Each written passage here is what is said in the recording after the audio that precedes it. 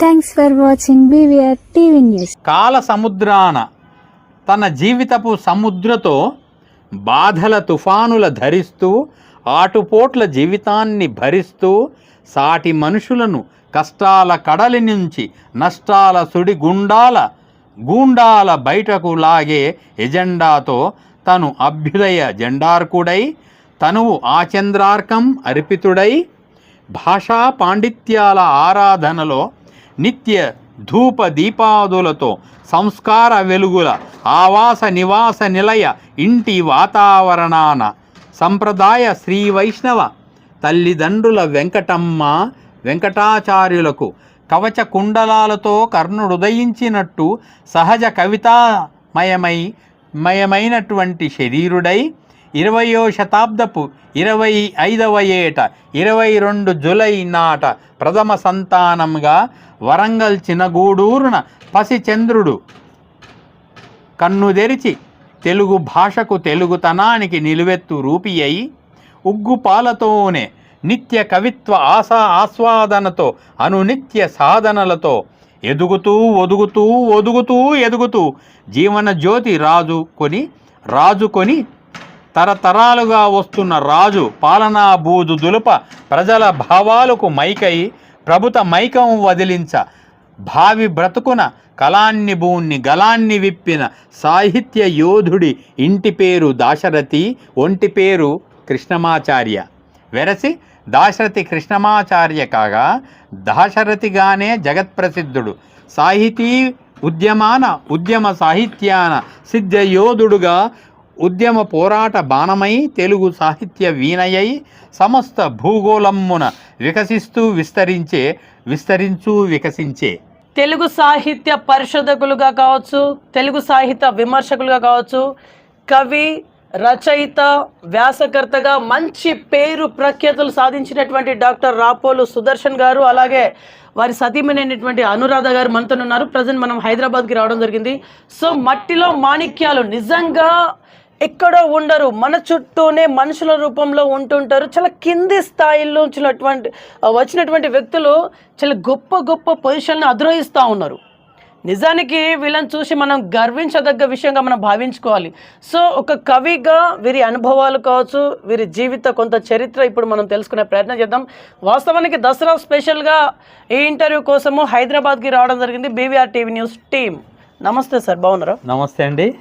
ముందుగా BVR TV news వాళ్ళు వరంగల్ నుంచి ఇప్పుడు హైదరాబాద్కి వచ్చి మమ్మల్ని ఇంటర్వ్యూ చేస్తున్న ఈ దశలో మొదలు ఆ యాజమాన్యం మొత్తానికి దసరా శుభాకాంక్షలు, మా హృదయపూర్వక ధన్యవాదాలు కూడా తెలియజేసుకుంటూ ఈ బతుకమ్మ పండుగ దసరా మొత్తం ప్రేక్షకులకు కూడా మా శుభాకాంక్షలు తెలియజేస్తున్నాం. ఓకే సార్, పాయింట్కి వస్తున్నాం. కవులలో రకరకాల కవులు అంటే వాళ్ళని వేరే వేరే పేర్లతో సంబోధిస్తూ ఉంటారు. విశ్వకవి అని, ప్రకృతి కవి అని, ఖండాంతర కవి అని, ఇట్లా పేర్లు అయితే ఉన్నాయి. మీరు ఏ రకమైనటువంటి కవి? నేను అభ్యుదయ రచయితల సంఘంలో గత 40 ఏళ్ళుగా పనిచేస్తున్నాను. సో అభ్యుదయ కవిగానే చెప్పుకోవాల్సి ఉంటుంది. అభ్యుదయం అంటే అర్థం ఏంటిది?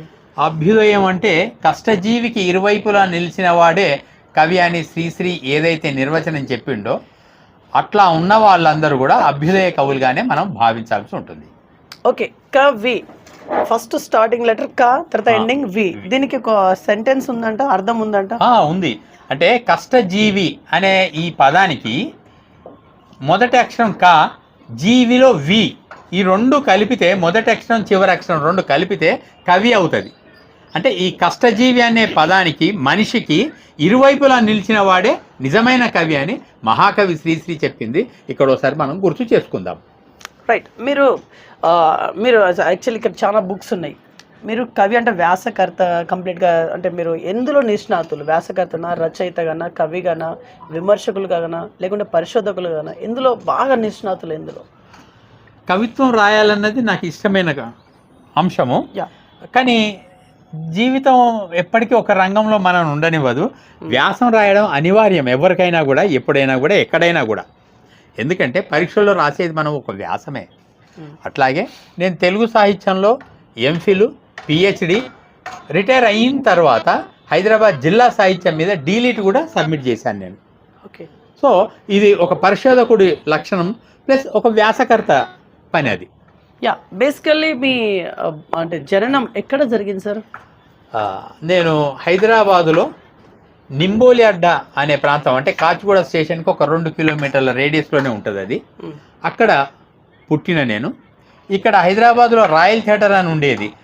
రాయల్ థియేటర్ ఇప్పుడు మేము ఉంటున్న ఈ ఇంటికి జస్ట్ ఒక 1/2 కిలోమీటర్ దూరంలో కోటి. కోటి, ఇది కోటి, మనం ఉన్నది కోటి. ఎస్, అక్కడ మా ఫాదర్ వాళ్ళు ఉండేవాళ్ళు రాయల్ థియేటర్ ఎదురుగా సందులో. సో వీళ్ళింటికి వాళ్ళింటికి కూడా పెద్ద దూరమైంది ఏం కాదు, 1 కిలోమీటర్న్నర దూరమే ఉండేది. అయితే మా అమ్మమ్మ ఇల్లు నింబోలి అడ్డ, అక్కడ నేను పుట్టి పెరిగినాను. నా బాల్యంలోనే మా ఫాదరు జస్ట్ నేను 4-5 ఏళ్ళ వయసు ఉన్నప్పుడే చనిపోయారు ఆయన. నేను సుమారుగా అప్పుడు 1వ తరగతి చదువుతున్నాను, ఆ దశలో చనిపోయారు మా ఫాదరు. మీ స్టడీ అంతా ఎక్కడ గడిచింది, ఎందాక చదువుకున్నారు మీరు? ఓకే, నేను అక్కడ ఇక మా ఫాదర్ పోవడంతో, మా ఫాదర్ పోయిన తర్వాత అక్కడ ఎవరు మమ్మల్ని చూసేవాళ్ళు లేరు. మా నాన్న ముందు కానీ చూడట్లేదు. కాబట్టి మా మదరు ఒకసారి పుట్టింటికి పోయింది. అక్కడ కూడా వాళ్ళు మేము మంగళ కులస్థం కావడం వల్ల ఇదంతా కూడా 60స్లో ఎర్లీ 60స్లో జరిగిన కథ. అప్పుడు అక్కడ కూడా వాళ్ళు తిండి పెట్టట్లేదు, వాళ్ళ పుట్టింటి వాళ్ళు కూడా మా అమ్మకు. సో ఈ మరి తన కొడుకుకు తను జీవించడం ఇక కష్టం అనుకొని చాదగడ్ బ్రిడ్జ్ మీద నుంచి పడి చనిపోదాం అనుకొని ఆ కొడుకుని తీసుకొని వెళ్ళిపోయింది బ్రిడ్జ్ మీదకి. ఫస్ట్ వీడిని వేద్దాం అనుకున్నది. వేస్తే తను ఆ 1 సెకండ్ కూడా భరించలేను అనుకొని ఫస్ట్ తను దూకుదాం అనుకుంది. అప్పుడు నేను దూకిస్తే మరి వీడి బతికేమిటి అనుకొని అప్పుడు ఆ క్షణంలో తనకి ఏం తోచిందో తెలియదు, కానీ రిటర్న్ వచ్చేసి మా మేనమామల ఇంటి చుట్టుపక్కలలోనే ఒక ఇల్లు రెంట్కు తీసుకొని 4-5 కాదంటే 10 ఇళ్లలో పాచి పని చేస్తూ తను బతికేది. ఇక వాళ్ళు ఇచ్చిన డబ్బులతోటి ఇంటి రెంట్ కూడా వెళ్ళని దుస్థితి.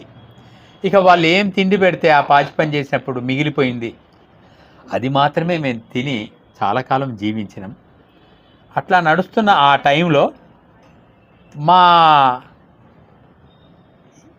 అమ్మమ్మ తోటికోడలు పెద్దమ్మమ్మ మంత్రసాని. సో ఆమె నింబోలి అడ్డ, ఇసామియా బజార్, చెప్పల్ బజార్, చాదర్గఢ్ ప్రాంతాల్లో మంత్రసానిగా చాలా ప్రఖ్యాతురాలు. మంత్రసాని రాములమ్మ అంటే కనీసం ఒక 2-3 తరాలు ఆమె చేతుల మీదుగా పుట్టింది. సో అటువంటి ఆమెకు నన్ను అప్పచెప్పింది మా అమ్మకు. ఆమె పెద్దమ్మ, అమ్మ ఓ పెద్దమ్మ వీడిని స్కూల్లో జాయిన్ చేయాలి, ఆ గవర్నమెంట్ స్కూల్లో నీకు తెలుసు కదా, ఆ స్కూల్లో జాయిన్ చేయాలంటే సరే అని తీసుకుపోయింది స్కూల్కు. ఆ స్కూల్ పేరు చౌడీ నానామియా ప్రైమరీ స్కూల్, నింబోలి అడ్డాలోనే ఉంటుంది అది. సో అక్కడ ఆ నింబోలి అడ్డాలో ఉండే ఒక టీచర్ అడవయ్య సారు ఉన్నాడు. ఆయన దగ్గర తీసుకెళ్ళి ఆయన క్లాస్లో అప్పుడు సైన్స్ పాఠం చెప్తున్నాడు ఆయన. వెళ్ళగానే తను చెప్పింది, మా చెల్లెలు కూతురు కొడుకయ్యా ఈయన, వాళ్ళ తండ్రి చనిపోవడంతో మా దగ్గర వచ్చి ఉంటున్నారు, స్కూల్లో షేరింగ్ చేసుకో అంటే సరే అమ్మా చేసుకుంటాను, నీకు ఇల్లు తెలుసారా అంటే తెలుసు, ఇక నువ్వు కూర్చో అన్నాడు. నేను కూర్చున్నాను. మా అమ్మమ్మను పెద్దమ్మమ్మని అడిగిండు సారు, ఎప్పుడు పుట్టిండు అంటే ఏదో ముస్లిం పండుగ చెప్పింది, ఆ రోజు పుట్టిండయ్యా అంటే సరే నువ్వు వెళ్ళిపో అన్నాడు. ఇక తను ఏమి నా డేట్ ఆఫ్ బర్త్ రాసుకున్నాడో ఏంటో తెలియదు, ఆయన్నే ఫీజు కట్టుకున్నాడు, ఆయన్నే జాయిన్ చేసుకున్నాడు. సో ఆయనకు నిజంగా మేము ఎప్పటికీ రుణపడి ఉండాలి. ఓకే ఓకే, మీరు అంటే మీరు బేసికల్లీ టీచర్, గవర్నమెంట్ ఎంప్లాయా, రిటైర్డ్ అయ్యాలని చెప్పి? అవును అవును, గవర్నమెంట్ ఎంప్లాయీ. ఏం చేసేవాళ్ళు మీరు? ఓకే, నేను అట్లా స్కూల్లో చదువుకున్నాను. స్కూల్ అయిన తర్వాత హై స్కూల్ సుల్తాన్ బజార్ క్లాక్ టవర్ స్కూల్లో హై స్కూల్ స్టూడెంట్ని. Year sir? ఇయర్ 71 నుంచి 74. 71 to 74, 1974. మొన్న 2024లో ఎస్ఎస్సి మా బ్యాచ్ 50 ఏళ్ళు ఇది పరీక్ష రాసి అందరం కలుసుకున్నాం. మేము అందరు ఉన్నారా? చాలా మంది ఉన్నారు. ఒక 2-3 చనిపోయారు, 2-3 ఎక్కడికి పోయారు ఇప్పటి కూడా తెలియదు. చాలా మంది అంటే ఎంత మంది? మేమున్నమే 30 మంది. 30 మెంబర్స్. 30 మెంబర్స్లో ఒక 20 మందిని కలుసుకోగలిగినాం. అందరు వెల్ సెటిల్డా సార్ మీరు? నిజంగా ఇప్పటి కూడా సెటిల్ కాని వాళ్ళు, అంటే దర్జీ కులం ఇట్లాంటి చిన్న చిన్న పనులు చేస్తున్న వాళ్ళు ఇప్పటి కూడా సెటిల్ కాలేదు. రియల్లీ చాలా బాధ అనిపిస్తున్నది. వాళ్ళు ఇప్పటికి ఇంకా నింబోలి అడ్డాలోనే అతి చిన్న ఇంట్లో ఉంటున్నారు. ఇట్లాంటి వాళ్ళు కూడా ఉన్నారు. కలుసుకున్న వాళ్ళలో అంటే చాలా ఒక గొప్ప వ్యక్తులైన వాళ్ళు కూడా ఉన్నారు. డాక్టర్ రహీం అని ఇటీవలనే రిటైర్డ్ అయ్యారు సంగారెడ్డి గవర్నమెంట్ ఆసుపత్రి నుంచి. నా క్లాస్మేట్. ఓకే. అట్లాగే సి వెంకటేష్ అని స్పోర్ట్స్ జర్నలిస్ట్ ఆయన, చాలా ప్రఖ్యాతి మన రాష్ట్రంలో, ఆంధ్రప్రదేశ్ తెలంగాణలో. తెలుగులో క్రికెట్ కామెంటరీ చేస్తాడు, చెప్తాడు. మంచి ఆటగాడు, ప్లస్ ఆంధ్రజ్యోతిలో చాలా కాలం పనిచేసిండు ఆయన. ఒక 4-5 ఏళ్ల క్రితం సిటీఓగా రిటైర్డ్ అయ్యాడు గవర్నమెంట్ నుంచి. సో నేను అక్కడ అది అయిన తర్వాత 10th ఫెయిల్ అయినా నేను. 10th ఫెయిల్ స్టూడెంట్ని. సో మా మేనమామ ఒక ఆయన బాబురావు అంటే ఆయన తనకి సిటిఐలో ప్రిన్సిపల్ గారికి హెయిర్ కటింగ్ చేస్తాడు కాబట్టి తీసుకెళ్ళి అక్కడ పరిచయం చేస్తే సరే అని మొత్తం మీద అక్కడ నేను ఎంట్రన్స్ రాశాను. వైర్మెన్ ట్రేడ్లో నాకు సీట్ వచ్చింది. సో వైర్మెన్ 2 ఏళ్ళు చేశాను నేను. ఇదంతా చేస్తుండగానే ప్రైమరీ స్కూల్ దశలోనే మా మదరు చిన్నప్పుడే, ఆ తర్వాత కొంతకాలానికి ఇట్లాగే మా మదర్ గురించి ఇక్కడ ఒక ముక్క చెప్పేసి ముందుకు వెళ్దాం. తను ఇట్లానే 4 ఇండ్లు 10 ఇండ్లు పాచి పని చేస్తున్నా కూడా సరిపోకపోతే ఇట్లాగే అందరిని అడుగుతుంది, ఇంకేమైనా ఇండ్లు చూపించండి, ఇంకేదైనా పని చెప్పండి, ఇంకా 4 డబ్బులు వస్తాయి, లేదా రెంట్ వెళ్ళట్లేదు. మేము ఎంత చిన్న ఇంట్లో ఉన్నామంటే మా మదర్ కాళ్ళు బయటపడేవి. అంటే మేము ఎప్పుడు డోర్ వేసుకొని ఉండలేము, అంత చిన్న రూమ్, ఒక బాత్రూమ్ కంటే కూడా చిన్న ఇల్లు ఉండేది, అందులో మేము రెంట్కు ఉండేవాళ్ళం. ఎక్కడ సార్ అది?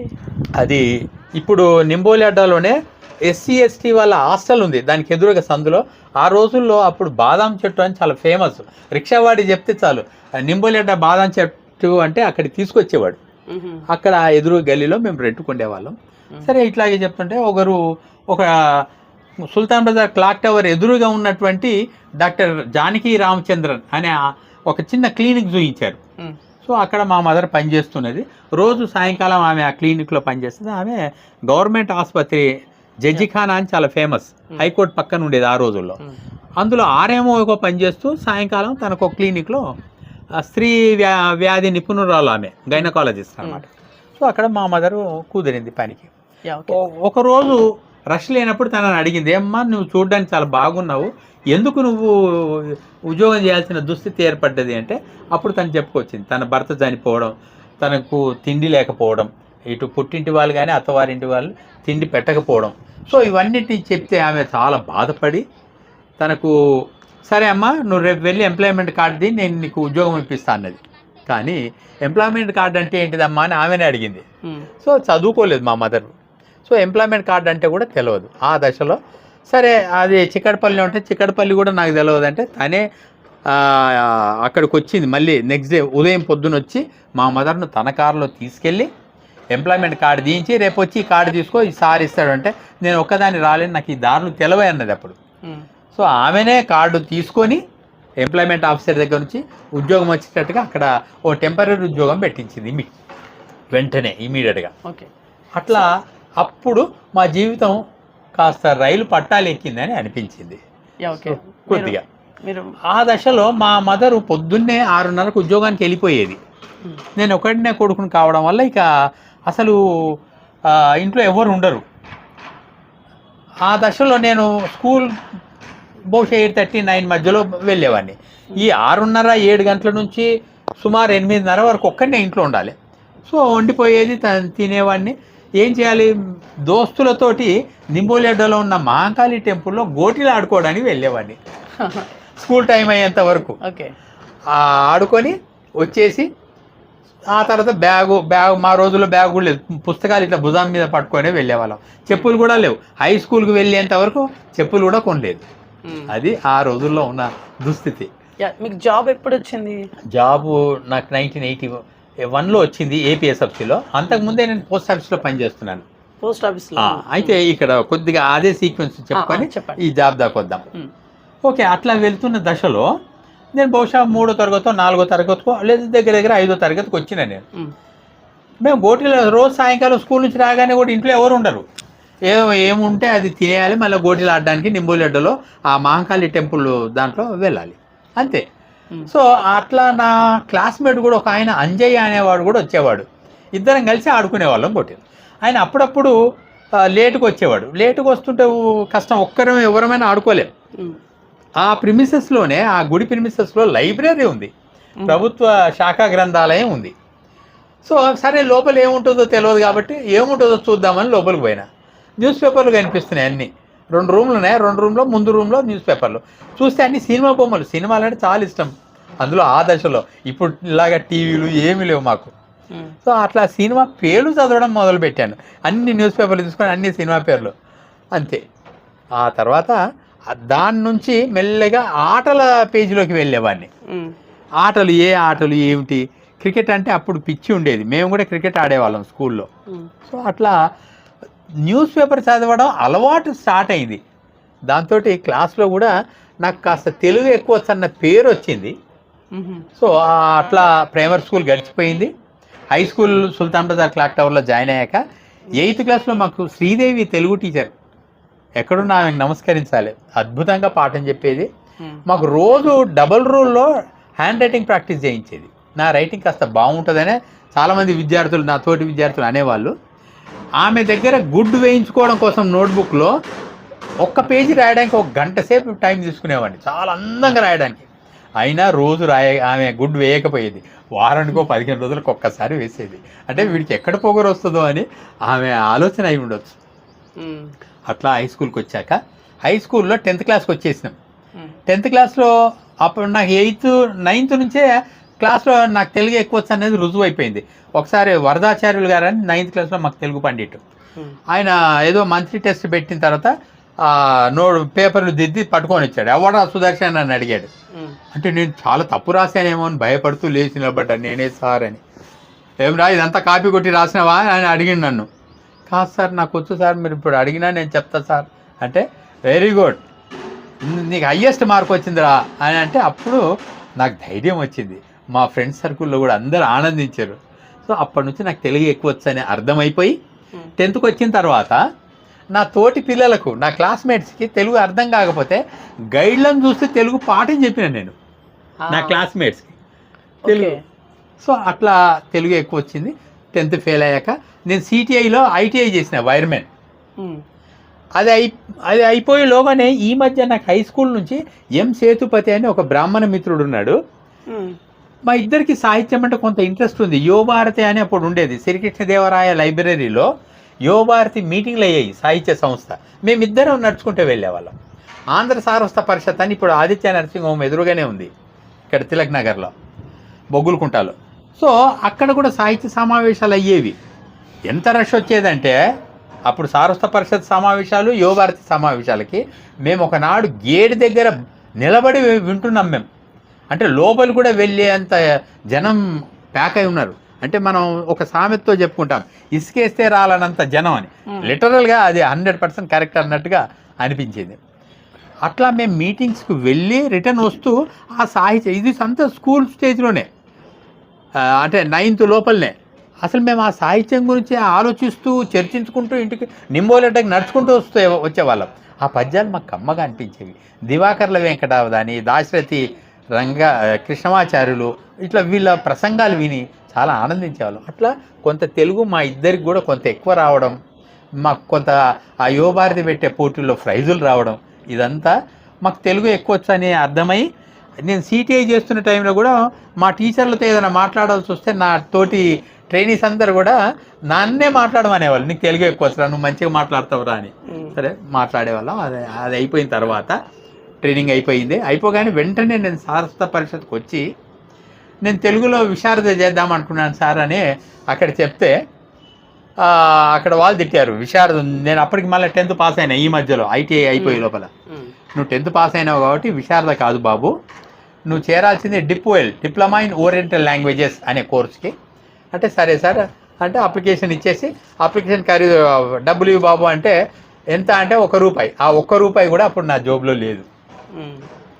సో మరి నేను రేపు వచ్చి తీసుకుంటా సార్ అని ఫామ్ ఇస్తుంటే, కాదు నువ్వు ఈ ఫామ్ సబ్మిట్ చేయడానికి వచ్చినప్పుడు అప్పుడు నాకు ₹1 ఇచ్చేసాయి అని అంటే సరే అని తీసుకుపోయి ఫామ్ ఫిలప్ చేసి ఇచ్చేసిన. నేను ఇచ్చిన తర్వాత అక్కడ ఆచార్య కేకే రంగనాథాచార్యులు గారు ప్రిన్సిపాల్గా ఉన్నారు అప్పుడు ఈయన. ఓకే. సో ఆయన బాబు ఇంటర్వ్యూ కండక్ట్ చేసి ఇస్తారనమాట సీటు. ఇంటర్వ్యూ అద్భుతంగా చేసి చెప్పిన. నేను అప్పటికే కొన్ని నవలలు చదివిన, కొంత కవిత్వం చదివిన. ఆ చదివిన పుస్తకాలు, నవలలు, అందులో ఉన్న కథ ఏమిటిది అడిగారు వీళ్ళు, ఈ ప్రిన్సిపాల్ గారు రంగనాచార్యులు గారు. కేకేఆర్ గా చాలా ప్రఖ్యాతుడైన మన తెలుగుదేశంలో చాలా గొప్ప విమర్శకుడు, తెలుగు సాహిత్య విమర్శకుడు, ఓకే. ప్లస్ భాషా శాస్త్రవేత్త కూడా ఈయన.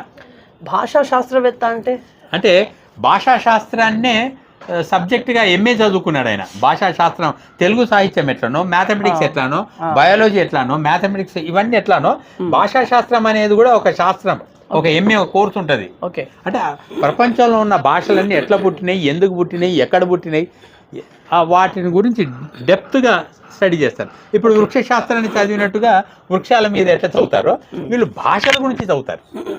సో ఆయన ఎంత బాగా మాకు పాఠం చెప్పేవాడంటే ఇక జీవితంలో మేము మర్చిపోలేము. ఖచ్చితంగా ఆయన పాఠం వింటే మనం ఎవరమైనా భాష పట్ల చాలా అభిమానం ఏర్పడుతుంది అన్నంత బాగా పాఠం చెప్పేవాళ్ళు. ఓకే. మీకు జాబ్? ఇక అక్కడ నేను డిపోయిల్కు జాయిన్ అయినా. ఓకే, సెకండ్ ఇయర్ వచ్చిన, ఫస్ట్ ఇయర్ అయిపోయింది, పాస్ అయ్యాను. సెకండ్ ఇయర్కి వచ్చిన తర్వాత నాకు పెళ్లి ప్రయత్నాలు మొదలయ్యాయి. కానీ ఏదైనా ఉద్యోగం లేకుండా పెళ్లి ప్రయత్నాలు సాధ్యం కరెక్ట్ కాదని నా క్లాస్మేటు బావగారు దీక్షితులని పోస్ట్ ఆఫీస్ జీపీఓలో ఆయన యూనియన్ జనరల్ సెక్రటరీగా ఉన్నారు. ఆయన ఎవరో కాదు, ప్రస్తుతం మన సినిమా నటుడు తనికెళ్ళ భరణికి స్వయాన అన్న. ఆయన అప్పుడు యూనియన్ జనరల్ సెక్రటరీగా ఉన్నారు. సో నా మిత్రుడు శ్రీరామచంద్రమూర్తి, నా క్లాస్మేట్, ఆయనను కల్పించాడు. వాళ్ళ బావ ఇట్లా ఉంది బావ, పాపం ఆయనకు చాలా ఆర్థికంగా కష్టాల్లో ఉన్నాడు అంటే ఓకే అని ఆయన అక్కడ ఉద్యోగం పెట్టించాడు నాకు. ఫస్ట్ ఓల్డ్ ఎమ్మెల్యే క్వార్టర్స్లో నేను ఈడిఎంసీగా చేరిన, అక్కడ వర్క్ నేర్చుకున్నా. తర్వాత గగన్ మహల్లో చేసిన, పరిశ్రమ భవన్ పోస్ట్ ఆఫీస్లో చేసిన, న్యూ ఎమ్మెల్యే క్వార్టర్స్లో చేసిన, ఆదర్శ్ నగర్లో చేసి అక్కడ పర్మనెంట్ అయిన ఈడిఎంసీగా. అది 30 రూపాయల జీతం నుంచి మొదలై పర్ మంత్ సార్ 30 రూపాయలే. రోజు పొద్దున 9 నుంచి అంటే 8:30కి అక్కడ ఉండాలి, 11 వరకు ఉంటుంది. మళ్ళీ మధ్యాహ్నం 3 నుంచి 6 వరకు ఉంటుంది. అంటే పొద్దున్నే బ్యాగులు వస్తాయి ఎల్ఐసి ఆఫీస్కు, మా పోస్ట్ ఆఫీస్కి సంబంధించినవి. సెక్రటేరియట్ ఎదురుగా ఎల్ఐసి ఉంటుంది. ఆ బ్యాగులన్నీ సైకిల్ మీద పెట్టుకొని మేము మా పోస్ట్ ఆఫీస్కు తెచ్చుకొని అక్కడ అన్నీ ఇప్పి అన్ని స్టాంపులు వరుసగా పేర్చుకొని స్టాంపులు కొట్టాలి. స్టాంపుల పైన ఒకటి ముద్ర ఉంటుంది, ఆ ముద్ర కొట్టాలి. అవన్నీ కట్టగట్టి మా పోస్ట్ మ్యాన్కి ఇస్తే ఆ పోస్ట్ మ్యాన్ అన్ని సార్ట్ చేసుకొని వెళ్ళిపోతాడు. అట్లా పొద్దున 11 వరకు అంటే ఊడవడం, నీళ్లు పెట్టడం, ప్రతి పనిని అటెండర్ పనులన్నీ చేసేవాడిని. తర్వాత మళ్ళీ 2:30-3 గంటలకు వెళ్ళి అప్పటి నుంచి మళ్ళీ సాయంత్రం 6 వరకు అట్లా రోజు వెళ్ళి వస్తూ అట్లా 1978 నుంచి 1978 నుంచి 81 వరకు చేస్తున్నాను. ఓకే. ఈలోగా నేను ఇక్కడ డిగ్రీ సెకండ్ ఇయర్కి వచ్చాను. వచ్చిన తర్వాత నాకు పోస్ట్ ఆఫీస్లో ఉద్యోగం వచ్చింది. పోస్ట్ ఆఫీస్లో APSFC, AP state financial corporation అనే ఆఫీస్లో లిఫ్ట్ బాయ్ ఉద్యోగానికి ఎంప్లాయ్మెంట్ నుంచి కార్డు వచ్చింది.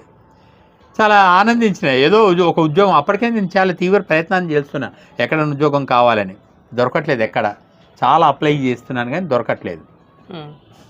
సో అప్పుడు మా పోస్ట్ ఆఫీస్లో చూపించిన, నేను ఇట్లా రేపు నేను రాలేను, ఇది ఇంటర్వ్యూకి పోతున్నా అంటే, అరే ఇది మన ఇదే పోస్ట్ ఆఫీస్ నుంచి వెళ్ళిపోయిన సార్ దయానంద్ పనిచేసే ఆఫీసే అంటే నేను చాలా ఆనందించిన, ఒక తెలిసిన ఆఫీసు అని. ఓకే, ఇంటర్వ్యూకి అటెండ్ అయినా ఉద్యోగం వచ్చింది నాకు లిఫ్ట్ బాయ్గా. లిఫ్ట్ బాయ్తో నా క్యారియర్ స్టార్ట్. లిఫ్ట్ నడపాలి రోజు, లిఫ్ట్ నడపాలి. అంటే 81లో హైదరాబాద్కు కొత్తగా లిఫ్ట్లు అప్పుడప్పుడే స్టార్ట్ అవుతున్నాయి. లిఫ్ట్ నడుపుకోవడం, ఎవరికి వాళ్ళు నడుపుకొని పై అంతస్తులకు వెళ్ళడం అలవాటు లేని పని హైదరాబాద్. కాబట్టి అప్పుడు లిఫ్ట్ బాయ్ ఖచ్చితంగా అవసరమైంది హైదరాబాద్లో. సో నాకు అట్లా లిఫ్ట్ బాయ్ ఉద్యోగం వచ్చింది. ఆ ఆఫీస్లో అన్నిటికంటే చిన్న ఉద్యోగం, అంటే ఆఫీస్ బాయ్ క్యాడర్లో లిఫ్ట్ బాయ్ ఉద్యోగం అది. ఓకే. 250 బేసిక్, మొత్తం జీతం అంతా కలిపితే ఒక 4,000 వచ్చేది. అప్పటికి నేను BA సెకండ్ ఇయర్ చదువుతున్నాను, నేను నైట్ కాలేజే ఆంధ్ర సారస్వత పరిషత్లో. సో ఈ ఉద్యోగం రావడంతో కొంత నాకు వెసులుబాటు కూడా వచ్చింది. అప్పటికి నాకు ఒక కొడుకు, భార్య, ఒక కొడుకు ఉన్నారు. సరే, మా మదర్ గవర్నమెంట్ ఉద్యోగం చేస్తుంది కాబట్టి కొంత కష్టమైనా కూడా పర్వాలేదు, నడుస్తున్నాము. ఆ విధంగా అయిపోయింది. BA అయిపోయింది, MA కూడా అయిపోయింది. అయినా కూడా నేను లిఫ్ట్ బాయ్గానే చేస్తున్నాను. అక్కడ ఇంకా 2 ఇయర్స్ అయితే తప్ప నాకు ప్రమోషన్ రాదు క్లర్క్గా. సో ఆ దశలో కొందరు మిత్రులు అందరు అక్కడ చెప్పడం వల్ల నేను ఎండి గారిని కలిశాను. నేను అక్కడ సిఆర్ కమల్నాథన్ అనే అతను మాకు అప్పుడు ఎండిగా ఉండేవారు. నేను చక్కగా అప్లికేషన్ రాసుకొని తీసుకెళ్ళిపోయాను. నేను ఇటీవలనే ఎంఏ పాస్ అయినా. మన ఆఫీసుకు కావాల్సిన క్వాలిఫికేషన్స్ నేను ఎస్ఎఫ్సిలో జాయిన్ అయ్యే నాటికే ఉన్నాయి. అంటే 10th పాస్ అయి ఉండి టైప్ లోయర్ పాస్ అయి ఉండాలి. ఇది అక్కడ ప్రమోట్ కావడానికి సబ్ స్టాఫ్ నుంచి ఎలిజిబిలిటీ. సో నేను ఎస్ఎఫ్సికి రాకముందే ఈ 2 ఉన్నాయి. అయితే నేను లిఫ్ట్ బాయ్గా జాయిన్ అయ్యాను కాబట్టి నాకు ఇది రావాలంటే 5 years సర్వీస్ కూడా ఉండాలి. అది అక్కడ పద్ధతి. ఎక్స్పీరియన్స్ అప్పటికి 3 ఏళ్ళే అవుతున్నది. సో ఆ 3 ఏళ్లలో 2 ఏళ్ళు నాకు రిలాక్స్ చేయండి అని అప్లికేషన్ పెట్టుకుంటే నేను కాకి డ్రెస్లో ఉన్నాను అప్పుడు. ఆయన ఐఏఎస్ ఆఫీసరు. నేను నా అప్లికేషన్ చదివి కూర్చో బాబు అన్నాడు. కానీ అంత పెద్ద ఆయన ముందు కూర్చోవడం కరెక్ట్ కాదని థ్యాంక్ యూ సార్ అని అట్లాగే చేతులు కట్టుకొని నిలబడితే ఆయన చాలా గొప్ప మాట అన్నాడు. బాబు నువ్వు కూర్చుంటేనే నీతో మాట్లాడతాను, లేదా నేను నీతో మాట్లాడను అన్నాడు. అంటే ఆయన గొప్పతనం మనం గమనించవచ్చు. అంటే ఒక కాకి డ్రెస్లో ఉన్న అత్యంత పూర్తి చిన్న క్యాడర్ అయిన నన్ను కూర్చోబెట్టి చదివించిందంటే అది కేవలం చదువు వల్ల మాత్రమే సాధ్యమైంది. నేను ఎంఏ పాస్ అయ్యాను అప్పుడు. కాబట్టి ఆయన కూర్చోబెట్టి మాట్లాడాడు. తప్పకుండా నేను ఇది బోర్డు దృష్టికి తీసుకెళ్తాను బాబు, నీకు హెల్ప్ చేస్తాను అని అన్నాడు. సరే అది ప్రమోషన్ రాలేదు, అది వేరే కారణం. చాలా రకరకాల అడ్మినిస్ట్రేటివ్ ప్రాబ్లమ్స్ కొన్ని ఉంటాయి, అందువల్ల ప్రమోషన్ రాలేదు. కవిగా, రచయితగా, విమర్శకులుగా, పరిశోధకులుగా, వ్యాసకర్తగా ఎప్పటి నుంచి మీకు? ఓకే, ఇది సుమారు నేను 5th 7th చదువుతున్నప్పటికే నాకు లైబ్రరీ అలవాటు అయింది కాబట్టి నేను అక్కడ రెగ్యులర్గా వెళ్ళి ఇక అంటే ఫస్ట్ సినిమా పేజ్ చదివేవాడిని, స్పోర్ట్స్ పేజీ. ఆ తర్వాత లోపల వెళ్ళి ఒకనాడు లోపలికి వెళ్ళి ఏం బుక్స్ ఉన్నాయో చూస్తే ఫస్ట్ నాకు కనిపించిన పుస్తకం దాశరథి రాసినటువంటి ఆలోచనలు. అది చదివితే అర్థం కావట్లేదు కానీ ఒక రకం కమ్మదనం ఉంది ఆ కవిత్వంలో. సరే ఇవి చదవాలనిపిస్తున్నది కానీ అవి చదవడం మొదలుపెట్టిన. నారాయణ రెడ్డి గారిది మంటల మానవుడు ఇట్లాంటివన్నీ చదువుతున్న దశలో ఇంకాస్త నాకు తెలుగు ఎక్కువ వచ్చిన సంగతి నాకు అర్థమై అక్కడ టేబుల్ మీద ఉన్న బాలమిత్ర చందమామలు కూడా చదవడం మొదలుపెట్టిన. సో అవి చదవడము రెగ్యులర్గా ఆ రోజుల్లో రేడియోలో బాలానందము, బాల వినోదం అని 2 ప్రోగ్రాంలు సాటర్డే సండే వచ్చేవి. రెగ్యులర్గా వింటూ వాళ్ళకి క్విజ్కు పోస్ట్ కార్డ్ మీద రాసి పంపితే నా పేర్లు ఆ రేడియోలో చదివితే చాలా పులకరించిపోయేవాడిని. ఇక నాకు బాలమిత్ర చందమామ చదవడం వల్ల కథలు రాయాలనిపించి ఒకసారి కథ రాసి నా రైటింగ్ బాగలేదని నా క్లాస్మేట్కు తో ఫేర్ చేయించి పంపాను, కానీ అది అచ్చు కాలేదు అది. సో అట్లా నేను రాయాలనే కోరిక కలిగింది. పల్లెటూరు బావ, నేను బహుశా నేను 9th క్లాస్ చదువుతున్న టైంలో పల్లెటూరు బావ అనే అక్కినేని నాగేశ్వరరావు గారి సినిమా ఒక అడ్వర్టైజ్మెంట్ చదివిన నేను. ఎవరైనా సినిమా పాటలు రాసి పంపండి అని ఒక న్యూస్ ఐటమ్ చదివి, అంటే ఈ ఇన్సిడెంట్లు ఉన్నాయి, ఈ ప్రేమ పాట ఇది, ఈ పాట ఇది అని అంటే నేను పాట రాసి పంపాను నేను. ఓకే, కానీ మీరే స్వతహాగా రాసిల్లు? నేనే స్వతహాగా రాసి పోస్ట్ చేసిన ఆ పాటను. వాళ్ళకి రీచ్ అయింది అంటే వాళ్ళు రిసీవ్ చేసుకున్నారా? అదంతా ఏం తెలియదు, వాళ్ళకి రీచ్ అయిందా కాలే మీకు తెలియదు, ఏం తెలియదు. పోస్ట్ చేసిన నేను, రాసి పోస్ట్ చేసిన నేను. ఏమో నాకు రాలేదు కాబట్టి ఇక సినిమా కూడా విడుదలైంది. సినిమా దానికోసమనే చూసిన నేను. చూస్తే ఏముంది అక్కడ, నేను ఏ పాటనైతే రాసినో అసలు దానికి దీనికి జమీన్ ఆస్మాన్ ఫరక్ అంటామే, అట్లా భూమి ఆకాశాలకు ఉన్నంత తేడా, సంబంధం లేకుండా లేనంత, అంటే అంత ఘోరంగా నేను రాసిన అర్థమైంది నాకు. ఓకే ఓకే, ఆ భాష కానీ అదంతా కానీ చాలా అద్భుతంగా, అది ఆత్రేయ పాట అది. కాబట్టి సో అంటే నేను ఇంకా చదవాలి, ఇంకా చాలా తెలుసుకోవాలని నాకు చాలా అర్థమైంది ఆ పాటతో. ఇప్పుడు ఒక కవి వినిపించండి సార్, మీకు నచ్చిన కవి, అంటే ఇప్పుడు యూజ్ అయ్యేటువంటి, అంటే ఏదైనా సరే. ఓకే, ఇటీవల నేను రాసిన మహాకవి దాశరథి పైన దాశరథీయం పేరుతోటి దాశరథి జీవిత చరిత్రని వచన కవిత రూపంలో రాసిన. ఓకే, మొత్తం అంటే మిత్రులు అంటున్నారు తెలుగు సాహిత్యంలోనే ఇటువంటి ప్రయోగం ఇదే మొదటిది కావచ్చు అని. అంటే ఒక కవి జీవితం ఇంకో కవి, అది వచన కవితలో జీవిత చరిత్రను రాయడం అనేది. వచన కవిత్వం అంటే ఎటువంటి ఛందస్సు ఉండదు ఇందులో. ఇది 1933లోనే స్టార్ట్ అయింది. ఆహా, ఓకే. ఇప్పుడు మీరే ఫస్ట్ టైం రాసిల్లా? అంటే ఒక జీవిత చరిత్ర, ఒక కవి జీవిత చరిత్రను ఓకే. ఇంకో కవి వచన కవిత్వంలో రాయడం అన్నది బహుశా ఇదే ఫస్ట్ కావచ్చు. ఎస్. రైట్. ఇందులో కొన్ని పాదాలు చదివి వినిపిస్తాను.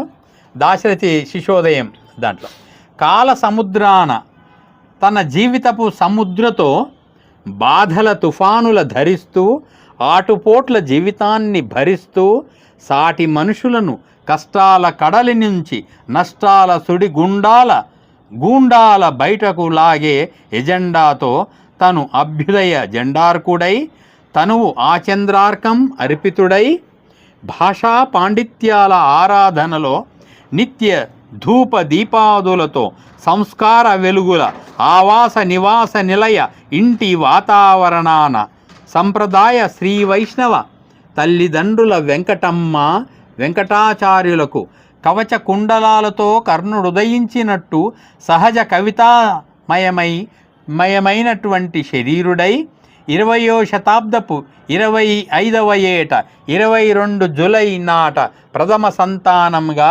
వరంగల్ చినగూడూరున పసిచంద్రుడు కన్ను తెరిచి తెలుగు భాషకు తెలుగుతనానికి నిలువెత్తు రూపి అయి ఉగ్గుపాలతోనే నిత్య కవిత్వ ఆస్వాదనతో అనునిత్య సాధనలతో ఎదుగుతూ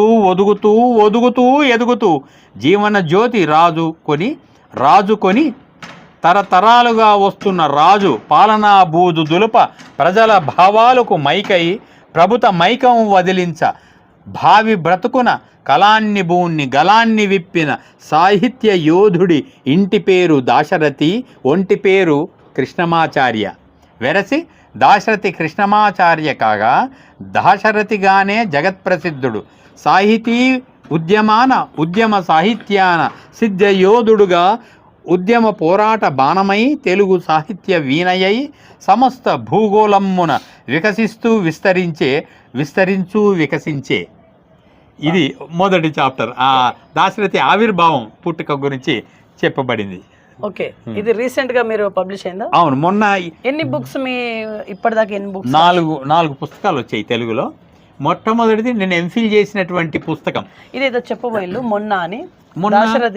దాశరథి శత జయంతి ముగింపు సమావేశం జూలై 22వ తారీఖున జరిగింది.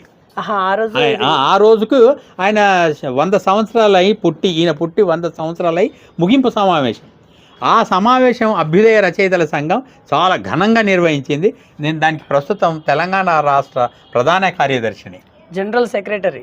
General secretary. ఓకే. ఎన్ని బుక్స్ రాశారు సార్? ఇప్పటికి 4 పుస్తకాలు రాశాను.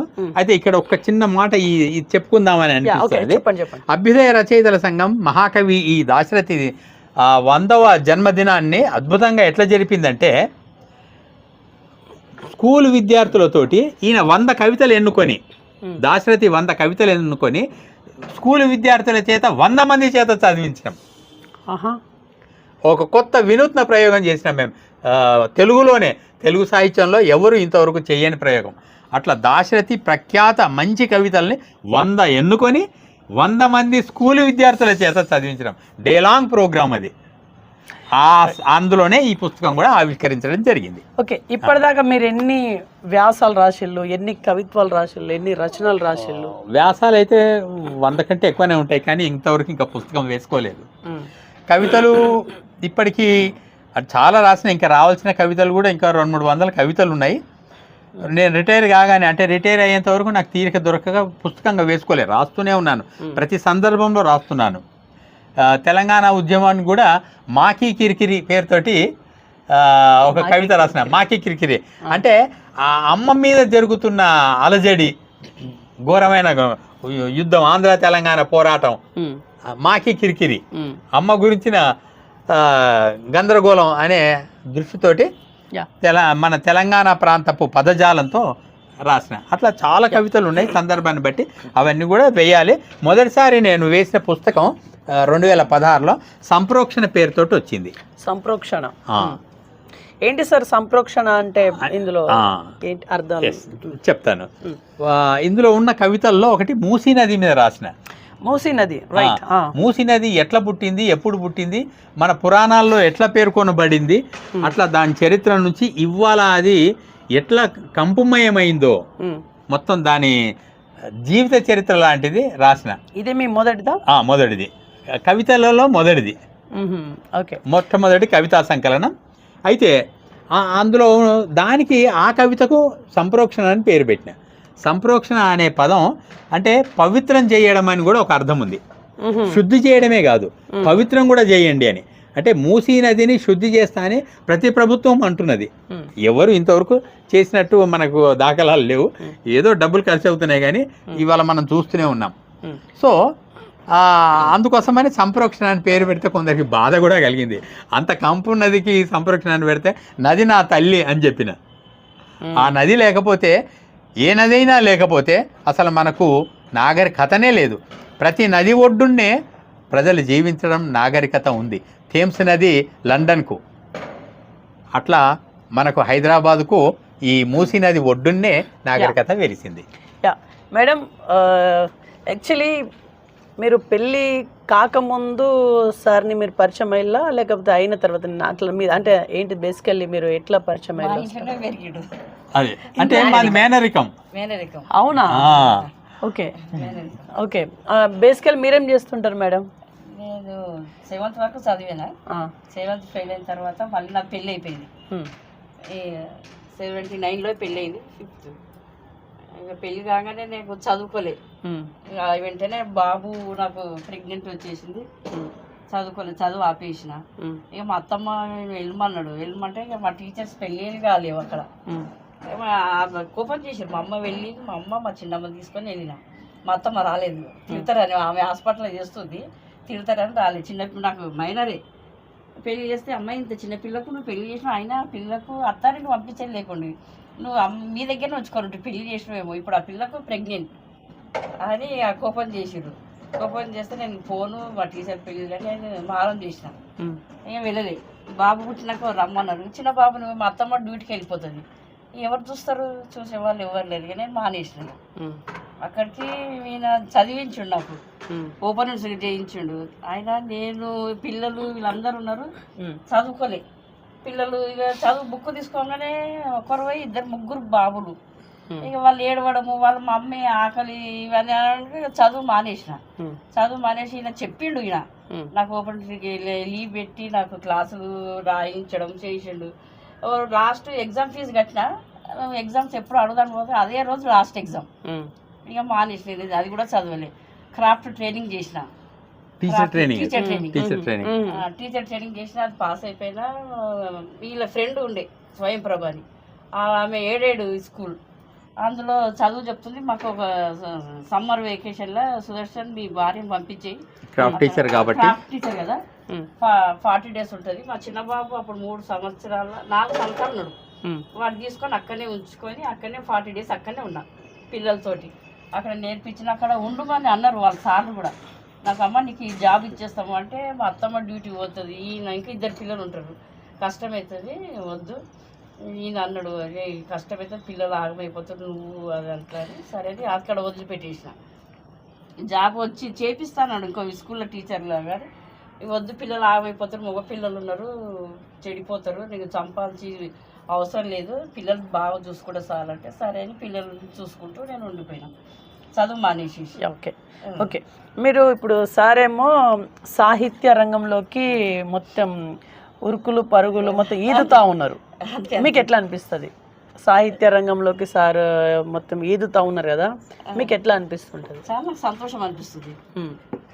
తనకు పేరు వస్తే నాకు కూడా పేరు వచ్చినట్టే కదా. తన చదవడము రాయడము, ఇక మీటింగ్లని అక్కడ ఎక్కడ ఉంటే అక్కడికి వెళ్ళడము, మొత్తం ఇండియా టూర్ దాదాపుగా చేసిండు సాహిత్యం గురించి. అలా యూనియన్లో ఉండడము, సాహిత్యంలో వెళ్ళడం, పోయి చదివి మీటింగ్లకు మొన్న కూడా వెళ్ళొచ్చిండు. మాకు సంతోషం ఏమి. ఓకే సార్, మీకు మేడం గారి సహకారం పూర్తిగా ఉన్నట్టుగా నాకైతే అనిపిస్తుంది, నిజమేనా? 100% ఉంది కాబట్టి నేను ఇవన్నీ చేయడానికి సాధ్యమైంది. తన సపోర్టు లేకపోతే మాత్రం నేను చదవలేకపోయేవాడిని. అవునా? పూర్తిగా అంటే కుటుంబాన్ని మొత్తం తనే చూసుకునేది. మా అమ్మ తర్వాత తను. సో నేను ఏం జీతం వస్తుందో మా అమ్మకి ఏం కావాలో అంత ఇచ్చేవాడిని. సో తను ఇంటికి కావాల్సిన ఖర్చులు అంతా మా అమ్మ చూసుకునేది. మీ అమ్మగారు ఉన్నారా? లేరు 2021లో చనిపోయారు. Covid time. కోవిడ్ తర్వాత చనిపోయారు. ఓ 10 ఏళ్ళు క్యాన్సర్తో బాధపడి చనిపోయింది. ఓకే. సో ఇప్పుడు ఈ ఇల్లు మీరే కట్టించిల్లా? అవును అవును, మొన్ననే మా మదర్ చనిపోక ముందు మా మదర్ కోసమనే కట్టించిన నేను. తను కొన్న ఇల్లు ఇది, తను కొన్నది. నేను రిటైర్ అయిన తర్వాత నా రిటైర్మెంట్ బెనిఫిట్స్ డబ్బులన్నీ పెట్టిన, అయినా సరిపోకపోతే మా రెండో అబ్బాయి బ్యాంక్ లోన్ తీసి ఇచ్చిండు, మూడో అబ్బాయి అమెరికాలో ఉంటాడు, ఆ అబ్బాయి కూడా కొన్ని డబ్బులు పంపిస్తేనే ఈ స్థాయికి వచ్చి నిలబడింది. లేకపోతే మాత్రం ఖచ్చితంగా ఇది పూర్తి చేయలేను నేను. ఎందుకంటే చిన్న ఉద్యోగం, డిప్యూటీ మేనేజర్గా రిటైర్ అయినా నేను, కాబట్టి పెద్దగా వచ్చే డబ్బులు ఉండవు. ఇక్కడ ఇంతగా ఇల్లు కట్టడం అంత సులభమైన పని కాదు. నాకు అదే డౌట్ వచ్చి అడిగిన. ఓకే మేడం, మీ కుటుంబం గురించి ఏం చెప్తారు? మీకు ఎంతమంది పిల్లలు? ముగ్గురు బాబులు. ఏమేమి చేస్తుంటారు? పెద్ద అబ్బాయి పెళ్ళైన తర్వాత అత్తగారింటినే చనిపోయాడు. చనిపోయిల్లా? చనిపోయాడు అత్తగారింటినే. ఎట్లా? అది ఫ్యాన్కు ఉరి వేసుకొని చనిపోయాడు. మాకు కూడా తెలియదు ఎందుకు, ఏం జరిగింది? అత్తగారింట్లో మా కోడలు మరి తప్పేంటో ఆమె వీళ్ళకు చెప్తుంది, ఏది ఎవరికి సివిల్స్ కోచింగ్ వాళ్ళకి టీచ్ చేస్తుంది ఆమె. ఇక్కడ లా ఎక్సలెన్స్ అనే కోచింగ్ సెంటర్లో పనిచేసింది. ఢిల్లీలో వాజీరామ్ అనే సంస్థలో ఇప్పటికి కూడా పనిచేస్తుంది. మరి అక్కడ కథ ఏంటిదో తెలియదు. మా వియంకుడు ఊసా అని మన తెలంగాణ ఆంధ్రప్రదేశ్ 2 రాష్ట్రాల్లో చాలా ప్రఖ్యాతుడు, ఊ సాంబశివరావు. వాళ్ళ కూతురు మా కోడలు, వాళ్ళకి ఒక్కతే ఒక్క కూతురు. ఏం జరిగింది మరి? ఏమో మాకు కూడా తెలియదు అసలు, ఇప్పటికి కూడా తెలియదు. 2014 కాదు 12లో చనిపోయాడు. ఒక అమ్మాయి ఉంది, ఇప్పుడు ఇంటర్ చేస్తుంది ఆ అమ్మాయి. మీ దగ్గరనే ఉంటారా? లే కాదు, ఆ తల్లి దగ్గరే ఉంటుంది. వాళ్ళు ఎక్కడ ఉంటారు? వాళ్ళు ప్రస్తుతానికి బేగంపేటలో ఉంటున్నారు, మలక్పేటలో ఉండేవాళ్ళు అప్పుడు. ఇప్పుడు మీ కోడలు మీతో మాట్లాడతారా? మాట్లాడుతుంది అప్పుడప్పుడు. మేము అంటే ఏదైనా అవసరం, మేము ఆ పాపను చూడడానికని అనిపిస్తూ ఉంటుంది, మాట్లాడుతుంటాం, చూస్తాం, కలుస్తాం. చెప్తే కూడా రాలేదు. సో అట్లా పెద్ద అబ్బాయి. ఇక రెండో అబ్బాయి సివిల్స్ కోచింగ్ తీసుకున్నాడు కానీ సెలెక్ట్ కాలేకపోయాడు. సో ఆయన బేసికల్గా ఆయన ఇంజనీర్. మా పెద్ద మ్యారీడ్. మా పెద్ద అబ్బాయి సంస్కృత ఓరియంటల్ కాలేజీలో BA దాకా సంస్కృతం చేసిండు. నేను తెలుగు కోర్స్ ఎట్లా చదువుకున్నానో మా అబ్బాయి సంస్కృతం చదువుకున్నాడు. తర్వాత ఉస్మానియా యూనివర్సిటీ ఆర్ట్స్ కాలేజీలో MA ఇంగ్లీష్ చేసి 2-3 కాలేజీల్లో టెంపరీగా పనిచేసిండు. తర్వాత సివిల్స్కి ప్రిపేర్ అయ్యిండు. ఆ దశలో పెళ్లి చేసేసినాం. సరే 1.5 year మా ఇంట్లో ఉంటుండే. ఆ తర్వాత వాళ్ళు ఇల్లు కొనుక్కొని వెళ్ళిపోయారు, అపార్ట్మెంటు. మరి అక్కడ ఏం జరిగిందో ఏంటో మాకు ఇప్పటికి కూడా తెలియదు, అది మిస్టరీగానే మిగిలిపోయింది. మనవరాలు మీతో బాగా మాట్లాడుతుందా? పాపం ఆ అమ్మాయికి తెలియదు కూడా ఇదంతా కూడా ఏందన్నది. సో అట్లా అక్కడ చీకటి కోణం ఉంది. ఇక మా రెండో అబ్బాయి సౌజన్య కుమార్, మొదటి అబ్బాయి చైతన్య కుమార్, రెండో అబ్బాయి సౌజన్య కుమార్, మూడో అబ్బాయి అనన్య కుమార్. మ్యారీడా? ముగ్గురు మ్యారీడే. రెండో అబ్బాయికి అతను సరే సివిల్స్ రాకపోవడం వల్ల MA ఇంగ్లీష్ చేయించిన, MA ఇంగ్లీష్ చేసేసి తర్వాత ఉస్మానియా యూనివర్సిటీ వాళ్ళ PG సెంటరు సిద్దిపేటలో ఉంది, అక్కడ ఇంగ్లీష్ లెక్చరర్గా పనిచేస్తున్నాడు. సో 15 ఏళ్ళకి పైగా. సో ఇంకా పర్మనెంట్ కాలేదు, కాంట్రాక్ట్గానే రోజు వెళ్ళి వస్తున్నాడు, లేదా ఉండాల్సి వస్తే అక్కడ ఉండిపోతున్నాడు కూడా. అక్కడ రూమ్ ఉన్నది, సో అక్కడ ఉంటాడు, ఇక్కడికి వస్తాడు. సో ఆయనకు కూడా 3 పిల్లలు. అక్షర్ పెద్ద అబ్బాయి 8th క్లాసు, రెండో అమ్మాయి సిరి ఇప్పుడు 3వ తరగతి. ఆ తర్వాత చిన్న పాప 3 ఏళ్ళు LKG చేస్తుంది, ప్రజ్ఞ ఆ అమ్మాయి. ఇందాక చూసిన ప్రజ్ఞ అమ్మాయి. సిరి కూడా ఇక్కడనే ఉంది. ఇక్కడ ఈ అబ్బాయి అక్షర్, ఇప్పుడు మీరు చూస్తున్న అబ్బాయి. 8th class. ఇప్పుడు అమెరికాలో అనన్య అనే అబ్బాయి ఉంటాడు, లవ్ మ్యారేజ్ చేసుకున్నాడు బ్రాహ్మణ అమ్మాయిని. ఛత్తీస్గఢ్ తెలుగు వాళ్ళ ఆ అమ్మాయి, రత్న సమీర అమ్మాయి పేరు. సో వాళ్ళు లవ్ మ్యారేజ్ చేసుకున్నారు, ఇంటర్ క్యాస్ట్ బ్రాహ్మణ అమ్మాయి చేసుకున్నారు. వాళ్ళకు ఒక కూతురు, 3 ఏళ్ల కూతురు, కైరా ఆ అమ్మాయి పేరు. కైరా, విజయం అనే అర్థం అది. Okay sir. ఇప్పుడు ఎందరో మహా వ్యక్తులు, మీలాంటి వ్యక్తులు చాలామంది ఈ కవితా రంగంలోకి ప్రయాణిస్తూ ఉన్నారు మొత్తం. కానీ చాలామందికి కరెక్ట్ గౌరవం అనేది సొసైటీలో ఇంకా రావట్లేదు. ఇప్పుడు పేర్లు చెప్పాలంటే, ఇప్పుడు మీరు దాశరథి కావచ్చు, కాళోజీ గారు కావచ్చు, ఇట్లాంటి పేర్లు మీలాంటి వాళ్ళకి ఎందుకు రాలేకపోతుంది? సరే, ఆనాటి పరిస్థితి ఈనాటి పరిస్థితులకు చాలా తేడా ఉంది. వాళ్ళు ఇప్పుడు ఎవరు మాట్లాడినా శ్రీ గారు, దాశరథి గారు, కాళోజీ గారు ఇట్లనే. అవును. మరి ఎందుకు మీలాంటి వాళ్ళ గురించి మాట్లాడలేకపోతారు? మీరంటే మీరు కాదు, అదే, మీలాంటి వాళ్ళు చాలా మంది ఉన్నారు. అంటే ఈ తరానికి ఎందుకు వాళ్ళకు వచ్చినట్టుగా పేరు రావట్లేదు? Right, yeah. సరే, కొంత ప్రభుత్వం కావచ్చు, కొంత ప్రజల వల్ల కావచ్చు. ముఖ్యంగా ఇవాళ ఉన్నదంతా కూడా చదువు మీద దృష్టి, లిటరేచర్ మీద దృష్టి చాలా తక్కువ ఉంది పిల్లలకు. ఏదో తెలుగు చదువుకుంటున్నారంటే సబ్జెక్ట్ ఉన్న పాపానికి చదువుతున్నాం అన్నట్టుగా చదువుతున్నారు, కానీ నిజంగా దాని మీద ఒక టేస్ట్ తోటి, ఒక యావతోటి, ఒక ఆనందంగా మేము కూడా అట్లా కవుల్లాగా రాయాలనేది చదువుతున్నట్టు కనబడట్లేదు. కాబట్టి అదొక లోపమే. మా తర్వాత తరం ఏమన్నా చదివితే ఇన్స్పైర్ అయ్యి దీన్ని వాళ్ళు కోట్ చేస్తారు, అట్లా చేయట్లేదు. కాబట్టి దీన్ని బట్టి మనకు అర్థమవుతుంది ఏంటంటే అంత బాగా ఇంట్రెస్ట్ ఇప్పుడైతే కనబడట్లేదు. ఎంతసేపు ఉద్యోగం అంటే కంప్యూటర్ ఉద్యోగమే, ఆట అంటే క్రికెట్ ఆటనే అన్నట్టుగా అయిపోయింది. మామూలుగా ఇంకా వేరే సబ్జెక్టుగా గౌరవమే లేదు అసలు. చాలా స్కూల్లో తెలుగు పండితుడికి పెద్ద గౌరవం ఇస్తున్నట్టుగా మనం ముఖ్యంగా ఇప్పుడున్న స్కూళ్ళను చూస్తాం మనం. సైన్స్, మ్యాథమెటిక్స్, ఇంగ్లీష్ టీచర్కి ఉన్న గౌరవం మిగతా సబ్జెక్టుల టీచర్లకు లేదు, అందులో తెలుగు కూడా ఒకటి. రైట్. ఇంకొక కవిత వినిపిస్తారా? రచన కావచ్చు, కవిత్వం కావచ్చు. ఓకే ఓకే ఓకే తప్పకుండా. మీ ఫస్ట్ రాసిన బుక్? నా ఫస్ట్ పుస్తకం సంప్రోక్షణ. ఎస్ అండి. ఒక కవిత, అమంగళం అనే ఒక కవిత వినిపిస్తాను. అమంగళం. దీని వెనుక నేపథ్యం ఉంది. మంగళం, అమంగళం. మంగళం కానిది అమంగళం, అంటే చెడు అని. చెడు. ఇది ఎందుకు ఆ పేరు పెట్టినా అంటే, నేను వరంగల్లో ఉద్యోగం చేసిన కొంతకాలం, మా ఎస్ఎఫ్సి పక్షాన వరంగల్లో. అవునా? వరంగల్లో రికవరీ ఆఫీసర్గా. ఇప్పుడు స్టేట్ సెంట్రల్ లైబ్రరీ అక్కడ ఉన్నది, డిస్ట్రిక్ట్ సెంట్రల్ లైబ్రరీ. అంబేద్కర్ విగ్రహం పబ్లిక్ గార్డెన్ కు బ్యాక్ సైడ్ ఉంటుంది మా ఆఫీస్. అక్కడ నేను పనిచేసిన.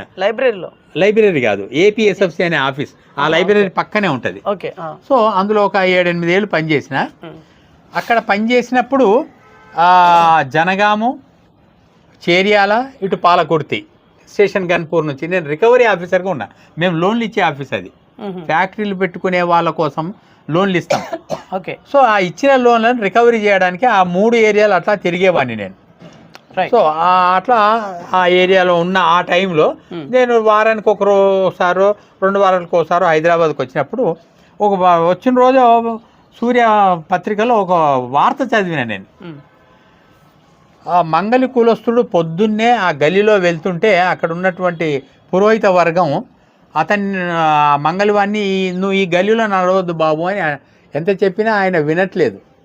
వినకపోతే అక్కడ నడవకుండా మొత్తం గోడ కట్టేసిరట. సో ఈ విషయం పోలీసులకు తెలిసినా ఏమి అనట్లేదు.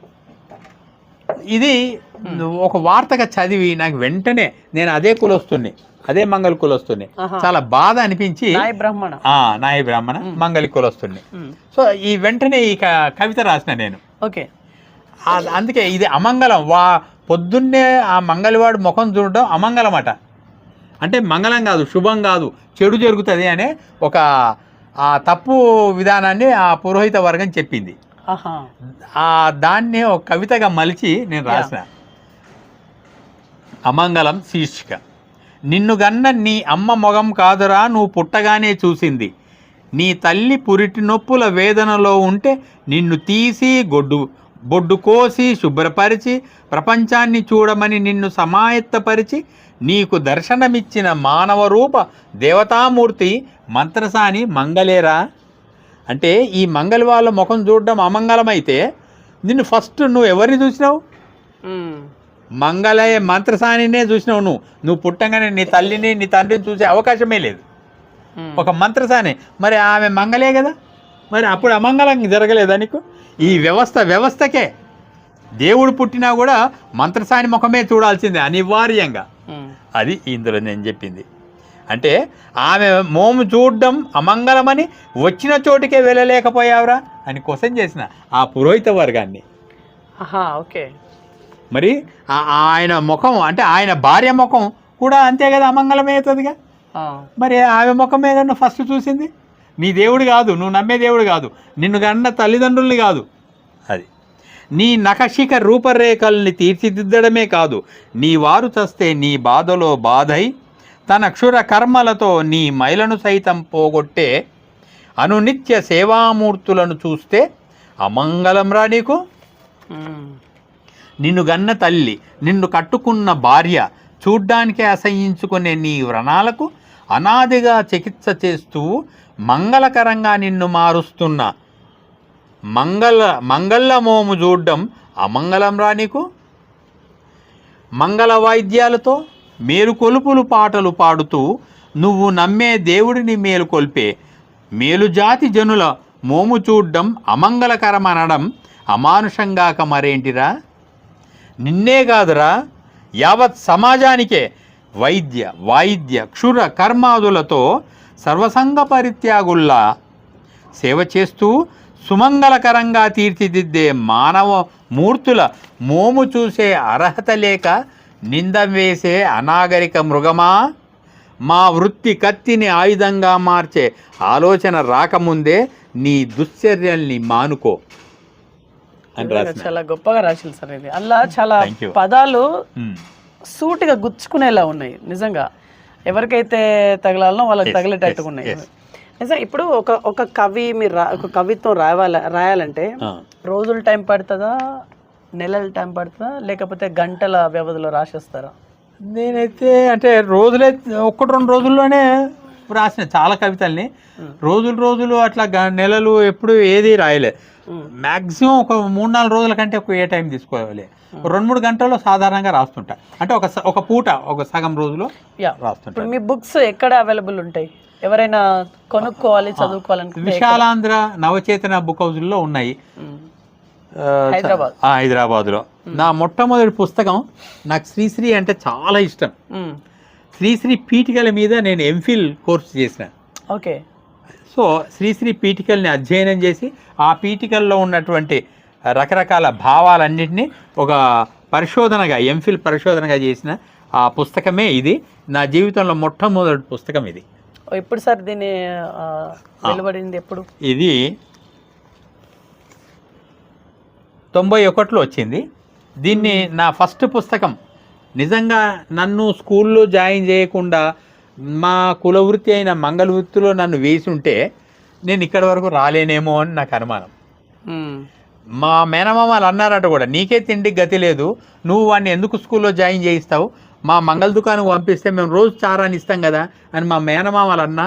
మా అమ్మ పాపం తను ఇష్టపడలేదు అని నన్ను స్కూల్లో జాయిన్ చేయిస్తే, అందుకోసమే ఈ పుస్తకాన్ని మా అమ్మకే అంకితం ఇస్తూ ఆ అంకిత వాక్యాలు చదవాలనిపిస్తుంది. తనకు అక్షరం ముక్క రాకున్నా నాకు చదువు రావాలని, తనకు సుఖం లేకున్నా నా సుఖం కోసం జీవితంతో ఒంటరి పోరాటం చేసిన అమ్మకు అంకితం. బా, ఏం పదాలు సార్ అవి నిజంగా. Thank you.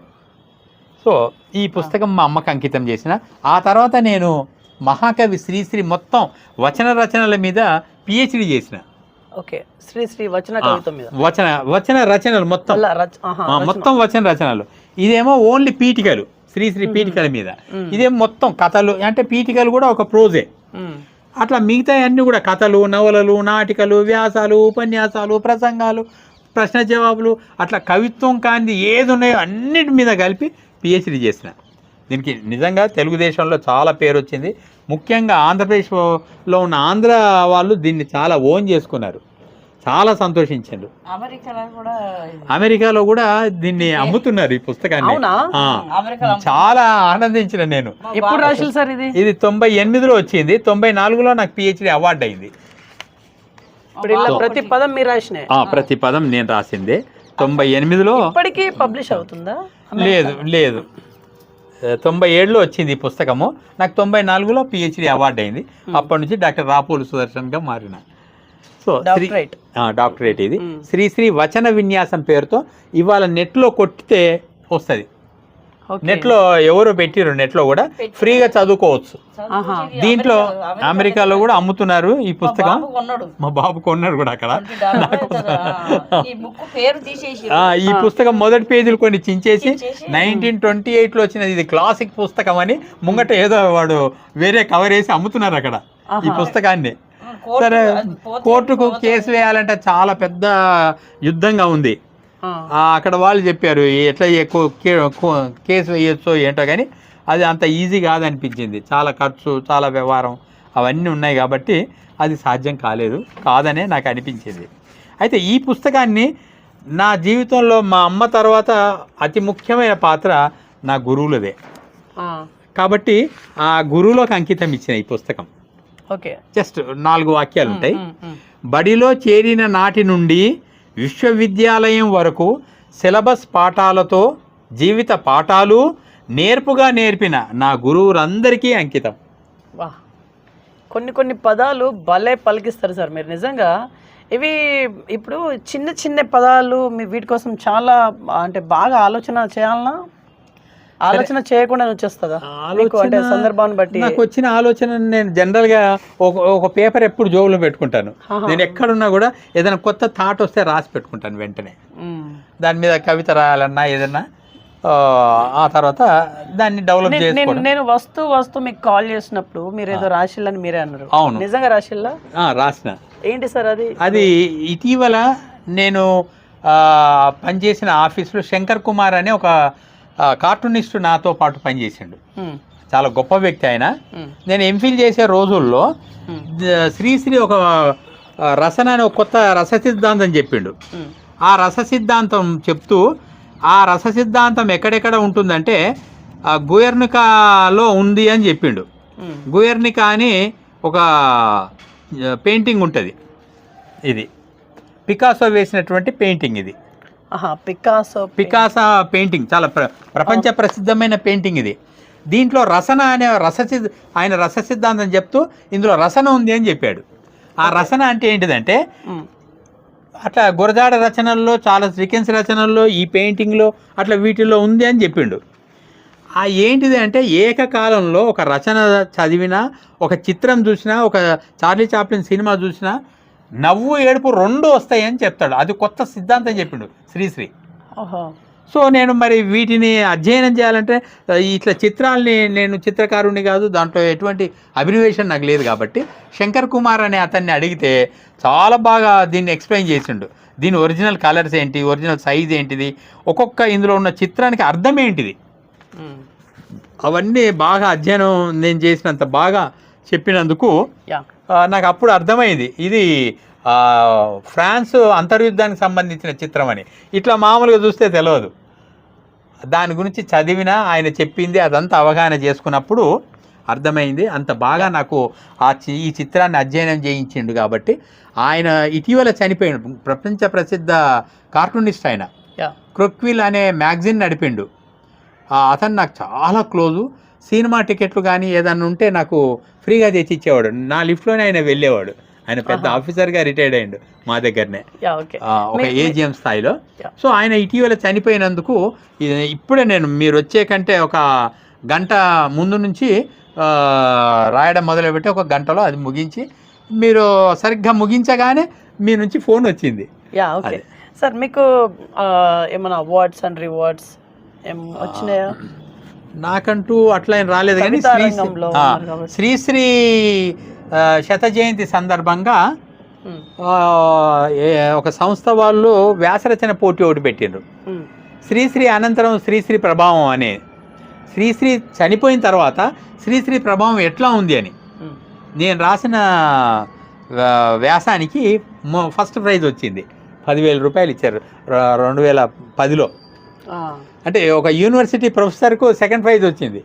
అందరు కూడా ఆశ్చర్యపోయారు. అంటే నేను ఏదో ఒక ఆఫీస్లో క్లర్క్గా పనిచేస్తున్న టైంలో అది రాసిన. సో నిజంగా అది నాకు చాలా ఆనందం అనిపించింది.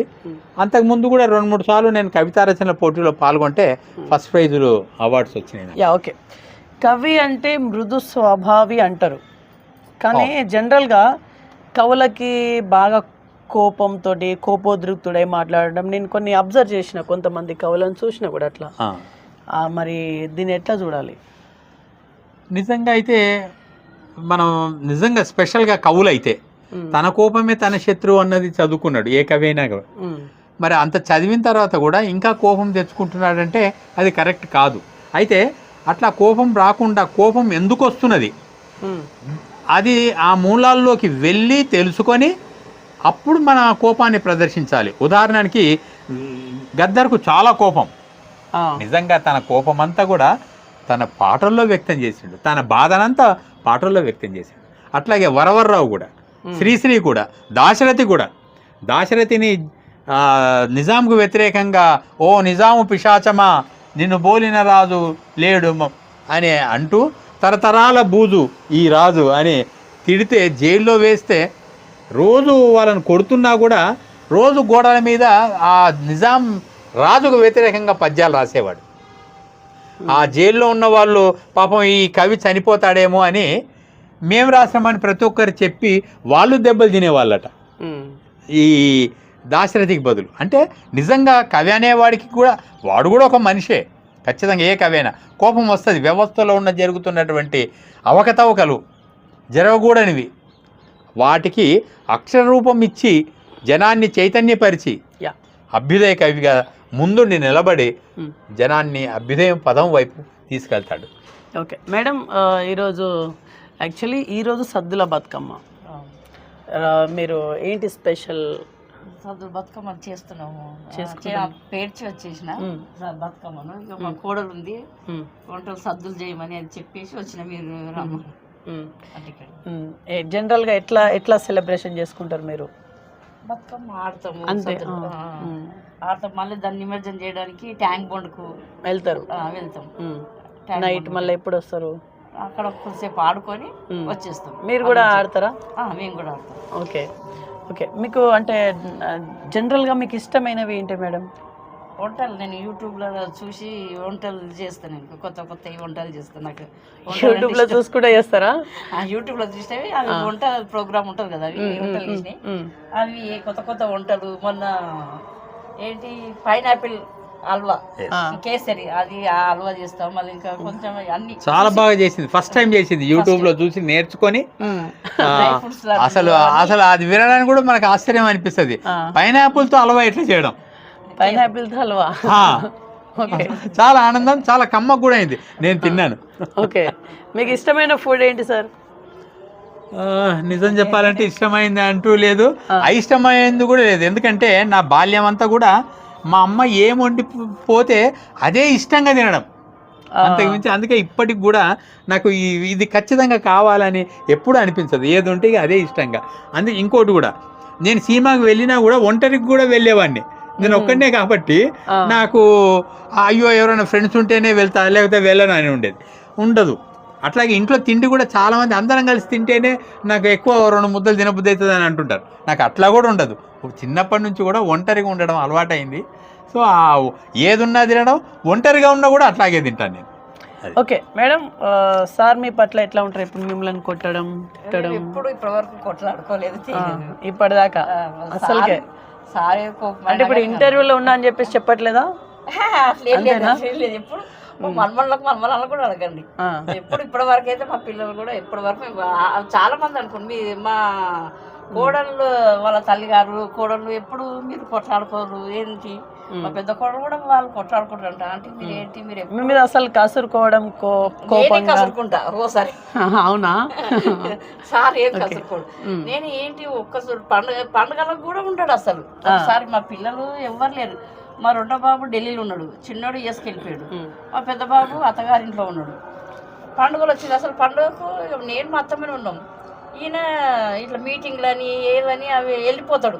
నేనే పండుగ పూట కూడా ఏంటి నువ్వు ఇట్లా వెళ్ళిపోవడం, ఒక్కరోజు రోజన్నా ఉండొచ్చు కదా పండుగ పూట కూడా అంటే ఇక తన ఇష్టంగా నేను ఇక వదిలిపెట్టేసిన. ఇక తన అనుకూలంగా ఇక తనకు ఉండని, ఇక ఎందుకు మనం ఊరికే బలవంతం చేసి కనడం ఎందుకు. మొదటి నుంచి కూడా నాకు స్కూల్ స్టేజ్ నుంచి కూడా ఎలక్షన్లో స్టూడెంట్స్ యూనియన్ ఎలక్షన్లో నిలబడడం అలవాటు. హై స్కూల్లో ఉన్నాను, ఓడిపోయినా. కాలేజీలకు వచ్చిన తర్వాత సారస్వత పరిషత్తులో జనరల్ సెక్రటరీగా చేసిన, ప్రెసిడెంట్గా చేసిన. అక్కడ మ్యాగజైన్ ఎడిటర్గా చేయడం చాలా కష్టం. ఎందుకంటే ఆంధ్రజ్యోతికి మొన్నటి వరకు ఎడిటర్గా ఉన్న కె శ్రీనివాస్ గారు నా కాలేజీలో సీనియర్. ఆయన ఉన్నంత కాలం మా దగ్గర వ్యాసరచన పోటీలో ఎవరికి ప్రైజ్ రాకపోయేది. ఆయన చాలా టాలెంటెడా? చాలా టాలెంటెడ్ ఆయన. క్విజ్ కాంపిటీషన్ మా కాలేజీలో రెగ్యులర్గా నెలకోసారి పెడితే అసలు ఆయన దాటాలని నేను ఎంత ప్రయత్నం చేసినా ఎన్నడూ దాటలేకపోయినా, కనీసం దరిదాపుల్లో కూడా రాలేకపోయినా సెకండ్ ప్రైజ్ దాకా వచ్చిన నేను ఆయనకు. వ్యాసరచన పోటీలో కూడా ఎప్పుడు ఆయనకే ఉండేది. సో ఆయన పోయిన తర్వాత మా కాలేజ్ మ్యాగజైన్ ఒకటి వస్తుంది, దానికి ఎడిటర్ కావాలంటే వ్యాసరచన పోటీ పెడతారనమాట. ఆ పోటీలో తర్వాత ఆయన వెళ్ళిపోయాక నేను నెగ్గి అక్కడ సంపాదకుడిగా ఎన్నికైనా. అది ఓకే సార్. ఇప్పుడు మీకు రావాల్సిన గుర్తింపు, గౌరవం, దక్కవలసినవి అన్ని దక్కినాయా?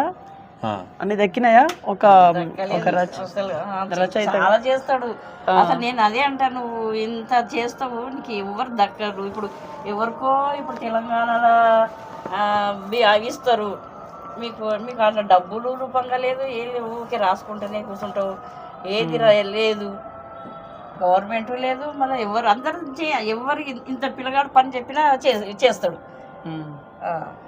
సరే, ఇప్పుడు అవార్డులు రివార్డులు రావడం అనేది చాలా దాని వెనుక కారణాలు ఉంటాయి. అంటే కేవలం ప్రతిభ ఒక్కటే కాకుండా ఇంకా చాలా ఉన్నాయని మనకు అర్థమవుతుంటుంది. నేను లెక్చరర్ కావడానికి కూడా చాలా ట్రై చేసిన, నేను రాకపోవడానికి కూడా చాలా కారణాలు ఉన్నాయి. నా పిహెచ్డి థీసిస్లో కూడా రాసుకున్నాను వ్యవస్థ ఎట్లుంటుంది ఏమిటనేది. ఒకసారి మైక్ ఇవ్వండి మేడం. సో అది ఏది ఏమైనా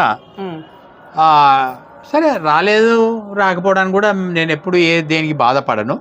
అయితే నేను కాలేజీలో అట్లా స్టూడెంట్స్ యూనియన్లో ఉన్నాను, అన్ని రకాల వర్క్ చేసిన. ఆఫీస్లో కూడా నేను 17 ఏళ్ళు యూనియన్ కోఆర్డినేటర్గా చేసిన, జనరల్ సెక్రటరీగా చేసిన. మా మ్యాగజైన్ ఇది అక్కడ యూనియన్ది, దీనికి కూడా సంపాదకుడిగా నేనే వర్క్ చేసిన. సంపాదకుడు డాక్టర్ ఆర్ సుదర్శన్ అని. ఇట్లా మా ఆఫీస్ సంబంధించి ఇది. సో సరే, ఎక్కడికి పోయినా కూడా నాకు గౌరవం అయితే ఏం తక్కువగా జరగలేదు. కాబట్టి నేను ఎప్పుడు బాధపడను, ఈ అవార్డు రాలేదు ఆ అవార్డు రాలేదని అసలు ఆలోచించాను కూడా. నేను అవార్డుల కోసం ఇది చేయట్లేదు. నిజంగా నాలాగా కష్టపడి జీవిస్తున్న వాళ్ళందరినీ ఉద్ధరించడం కోసం, నాకు చేతనైనంత సాయంగా వాళ్ళలో చైతన్యం కలిగించడం కోసం వ్యాసాలు, కవిత్వం రాస్తుంటానని నాకు ఉన్న అవగాహన అది.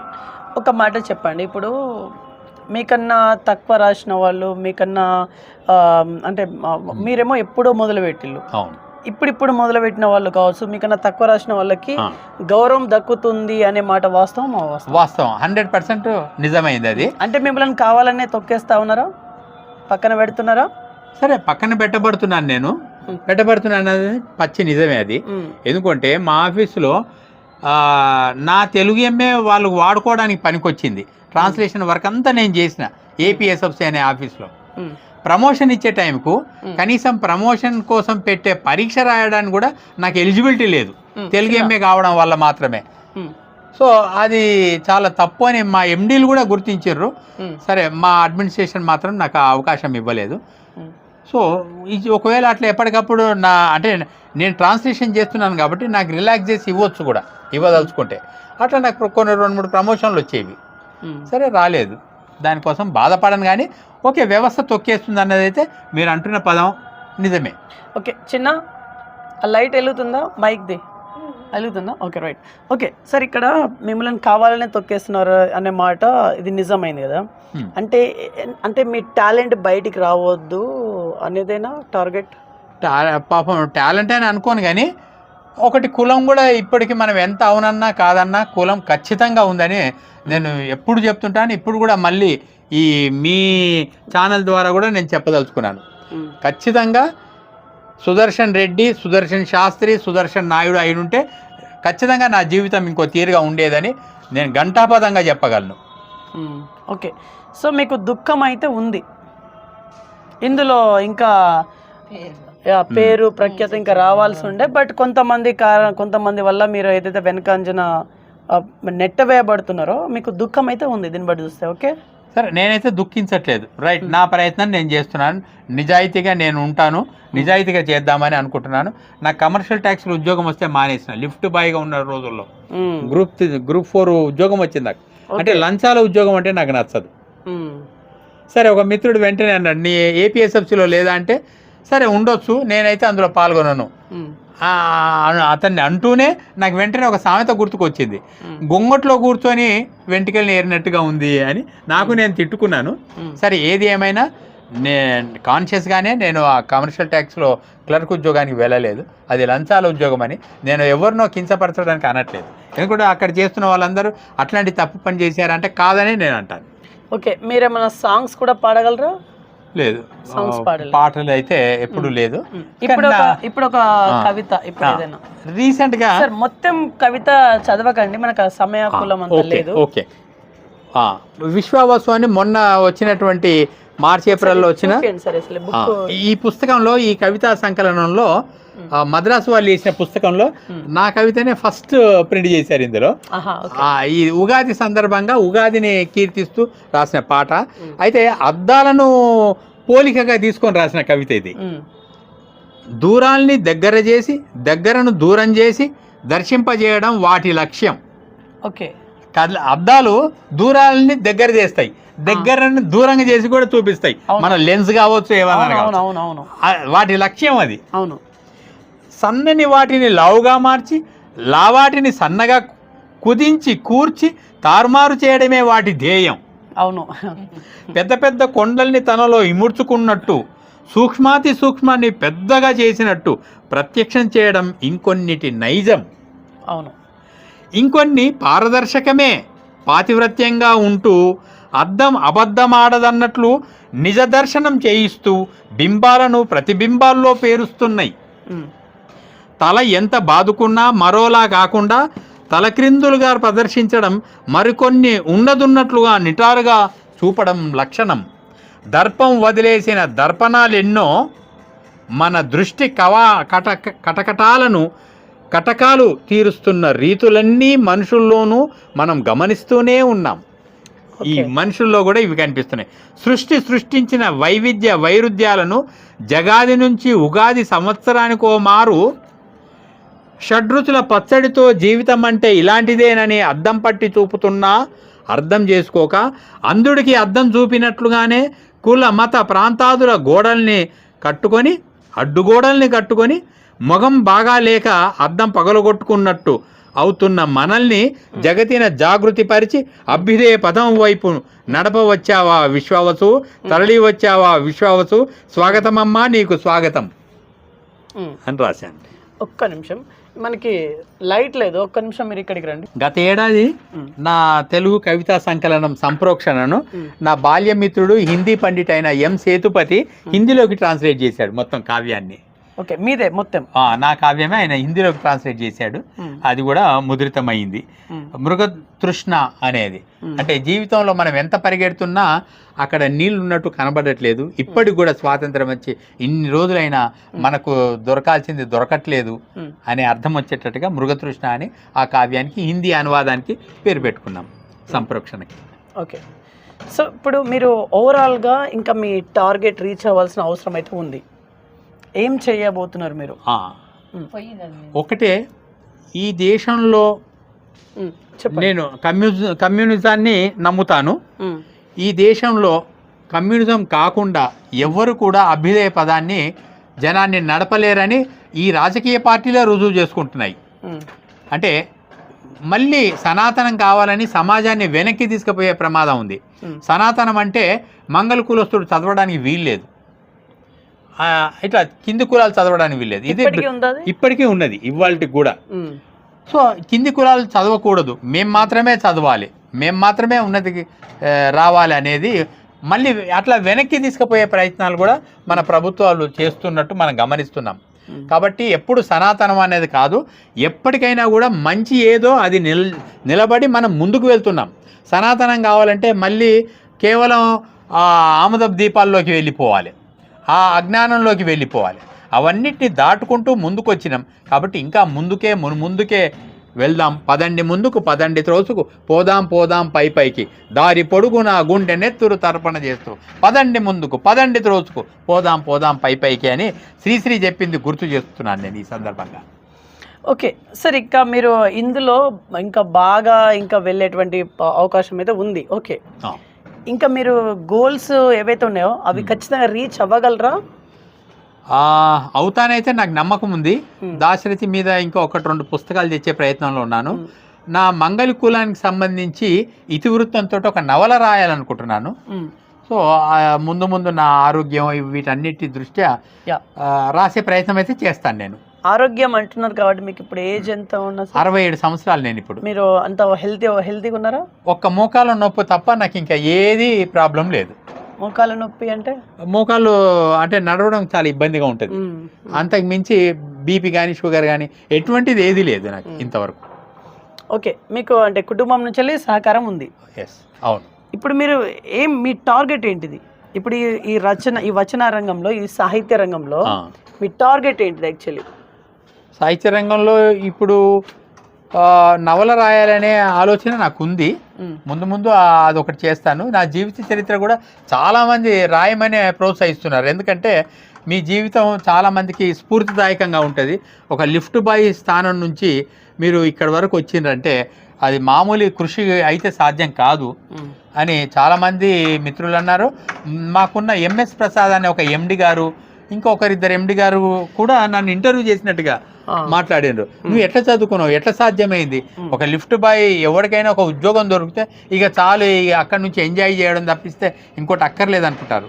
కానీ నువ్వు అట్లా ఆగిపోకుండా నైట్ కాలేజీలో చదువుకుంటూ ఎంఫిల్, పిహెచ్డి ఇవన్నీ చేసావు. ఇంకా ఇంకోటి చెప్పుకోవాలి, ఈ దశలో నేను రిటైర్ అయిన తర్వాత హైదరాబాద్ జిల్లా సాహిత్యం మీద డీలిట్ అనే కోర్సు చేసిన. అంటే పోస్ట్ పిహెచ్డి అన్నమాట. అది పిహెచ్డి తర్వాత డిగ్రీ. అది సబ్మిట్ చేసినా ఇంకా అవార్డు కాలేదు. మొత్తం హైదరాబాదులో వచ్చినటువంటి, జిల్లాలో వచ్చినటువంటి తెలుగు సాహిత్యం ఏమొచ్చింది, అది ఎట్లా ఉందో, సామాజికంగా ఎటువంటి సాహిత్యం వచ్చిందో ఈ హైదరాబాద్ నుంచి, దాని మీద పరిశోధన చేసి తీసి సబ్మిట్ చేసిన బరంపూర్ యూనివర్సిటీకి. Okay, yeah. ఇప్పుడు మళ్ళీ ఒకసారి ఒక కవిత సార్, మొత్తం చదవకండి, ఒక దానికి అంటే దీనికి ఎట్లా ఉంటది సగం వరకు రచన చరణం అంటూ దీనికి ఎట్లా పల్లవి చరణం మీరు ఎక్కడ ఆపేయమంటే అక్కడ ఆపేస్తాను, ఇబ్బంది ఏం లేదు. అంటే మనకు సమయము చీకటి పడ్డది, మళ్ళీ లైట్స్ ఇక్కడ లేవు. అవును,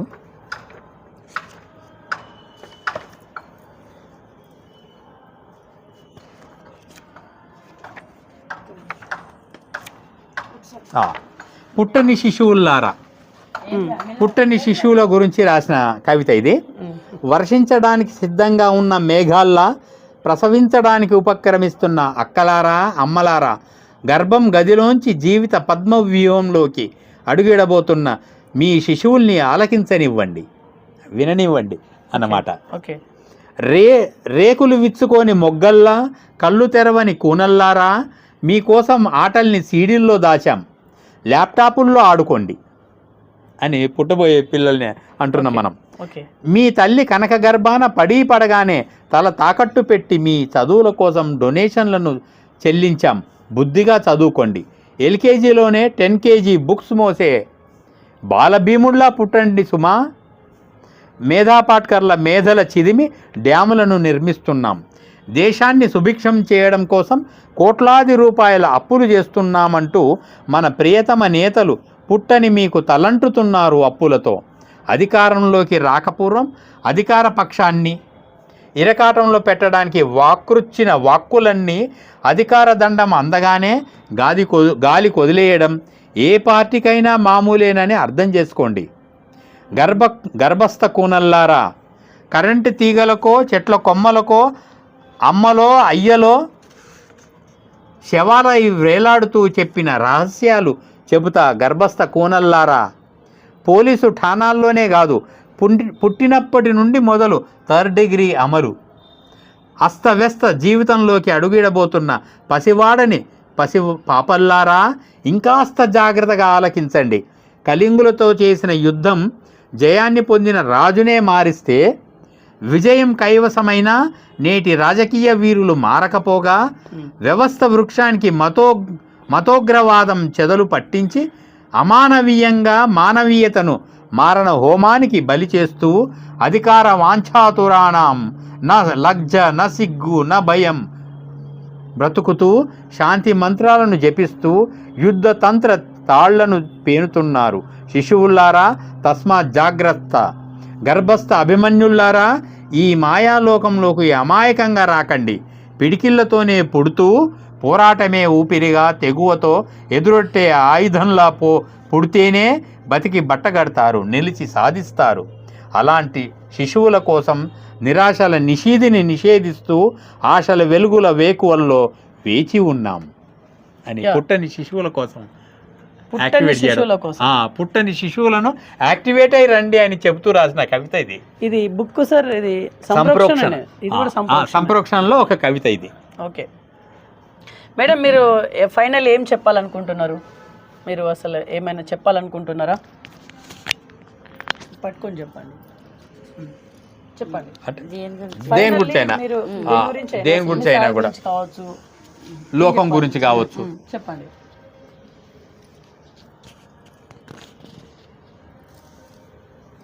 ఇంకా చారు చదువుకోనికి పేరు రావాలని ఉంది నాకు. గవర్నమెంట్ నుంచి దగ్గర పెట్టుకోవాలి. గవర్నమెంట్ నుంచి ఏదన్నా ఒకటి అవార్డు, ఇట్లా ఇంత రచనలు చేసాడు, ఇంత చేసాడు, ఏమి ఎవరు గుర్తించట్లేదు.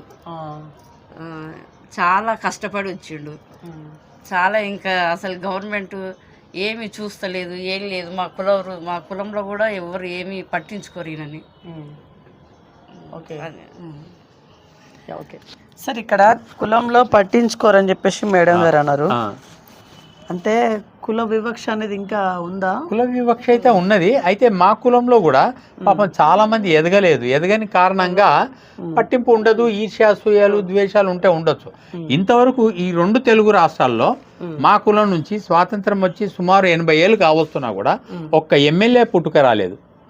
అంటే ఎంత వ్యవస్థలో తొక్కబడుతున్నాయి. ఒక్క మా కులమే కాదు, ఇంకా ఇట్లాంటి చాలా కులాలు ఉన్నాయి. కాబట్టి ఒక్కో కులానికి ఖచ్చితంగా ఇప్పుడు 42% లోకల్ బాడీస్ ఎలక్షన్స్లో అంటున్నారు. ఈ 42% రిజర్వేషన్ ఇచ్చినా కూడా బీసీల్లో, ఇప్పుడు మా కులం బీసీఏ దానికి వస్తుంది, బీసీల్లో కూడా మళ్ళీ అందరికీ అవి చెందవు. అంటే బీసీల్లో ఉన్నటువంటి అగ్ర స్థాయిలో ఉన్న కులాలకే ఆ సీట్లు వెళ్ళిపోతాయి. వాళ్ళ దగ్గర డబ్బులు ఉన్నాయి కాబట్టి ఇవాళ ఎలక్షన్లలో గెలవడం అంటే డబ్బుకు సంబంధించింది అని మనకు ప్రాక్టికల్గా అర్థమవుతూనే ఉంది. సో డబ్బులు లేకుండా ఈ వ్యవస్థలో మనం ఎలక్షన్లో నిలబడలేం, సాధ్యం కాదు. ఇప్పుడు మా కులంలో ఇవ్వదలుచుకుంటే నాలాగా చదువుకున్న వాళ్ళు కొందరు ఉన్నారు, వాళ్ళకైనా ఎమ్మెల్సీ సీట్ లాంటిది ఇచ్చి గెలిపించుకోవచ్చు ప్రభుత్వం. కానీ ఏ ప్రభుత్వం కూడా అట్లాంటి పని చేయట్లేదు. ఒక్క పేరు ఇవ్వమంటుంది. కాబట్టి ఒక పేరు ఏ కులం నుంచి కూడా అట్లా ఎవరు ఇవ్వరు. గవర్నమెంట్ ఎవరికి తలుచుకుంటే వాళ్ళను ఒక ఎమ్మెల్సీ సీట్ ఇచ్చి ఆ కులంలో ఎవరు లేరనకుండా ఉన్నత స్థాయికి తెస్తే ఈ కులానికి సంబంధించిన కష్టాలని మేము అసెంబ్లీలో మాట్లాడడానికి, చట్టసభల్లో మాట్లాడడానికి అవకాశం ఏర్పడుతుంది. కాబట్టి ప్రభుత్వాలకి ఇక్కడ నుంచి మీ ద్వారా నేను రిక్వెస్ట్ చేస్తున్నాను ఏంటంటే, మా కులంలో ఎవరికి ఇచ్చినా పర్వాలేదు, ఒక ఎమ్మెల్సీ సీట్ ఇచ్చి మీ పార్టీల తరఫున ఖచ్చితంగా మమ్మల్ని చట్టసభల్లోకి వచ్చేటట్టుగా చేయండి అని కోరుతున్నాను. Yeah sir, last and finally interview ముగించే ముందు మీ గురించి ఏమైనా మిస్ అయితే చెప్పండి. మీ గురించి ఏదైనా మిస్ అయితే. నిజంగా మిస్ అయింది అయితే లేదు. అయితే ప్రతి ఒక్కరూ చదువుకు మాత్రం ఫస్ట్ విలువనివ్వాలి. చదువుకుంటేనే మనకు వ్యవస్థ అర్థమవుతుంది. ఇవాళ సనాతనం గొప్పది అంటున్నారంటే అది కరెక్ట్ కాదు అని నేను అనడానికి కారణం ఏంటంటే చదువుకోవడం వల్ల మాత్రమే.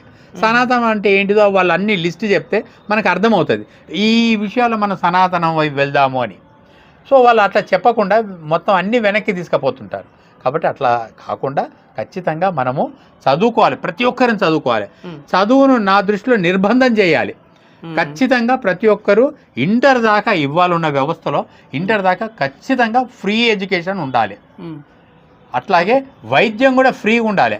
అసలు ప్రైవేటు విద్యా సంస్థలు, ప్రైవేట్ ఆసుపత్రులు ఉండకుండా అన్ని ప్రభుత్వ పరంగానే ఉంటే అన్ని బాగా ఉంటాయని నేను నమ్ముతున్నాను. అది రావాలని ఆశిస్తాను. వన్ మోర్ క్వశ్చన్, కవి సమ్మేళనాల్లో కూడా చిన్న కవి, పెద్ద కవి అని తొక్కేస్తా ఉన్నారంట. నేను విన్నది ఇది మాట. దీని గురించి మీరేం మాట్లాడతారు? సరే, కొంత ఇప్పుడు నేను అరసంలో వర్క్ చేస్తున్నాను, అభ్యుదయ రచయితల సంఘం. అరసం వాళ్ళంటే కేవలం కమ్యూనిస్టులే, వాళ్ళకు మానవ హృదయం ఉండదు, కమ్యూనిజం కావాలనే రాస్తారు అని మమ్మల్ని కొంత సెలెక్ట్ చేయకపోవడం అయితే నిజమే. కానీ అట్లా ఉండదు. వ్యవస్థలో ఉన్న కష్టాన్ని, వ్యవస్థలో ఉన్న నీచాన్ని ఎత్తి చూపడమే. ఇప్పుడు నేను చదివిన 1-2 కవితలు మీరు విన్నారు, దీన్ని బట్టే మీకు అర్థమవుతుంది. ఊరికే ఎవరినో తిట్టడం అని కోసమే కవిత్వం రాయట్లేదు, వ్యవస్థలో ఉన్న లోపాలను ఎత్తి చూపిస్తున్నాం. ఏ ప్రభుత్వం వచ్చినా వాటిని నిర్మూలించే ప్రయత్నం చేస్తే ఆ ప్రభుత్వం పట్ల మేము విధేయంగానే ఉంటాం ఎప్పటికైనా. ఓకే.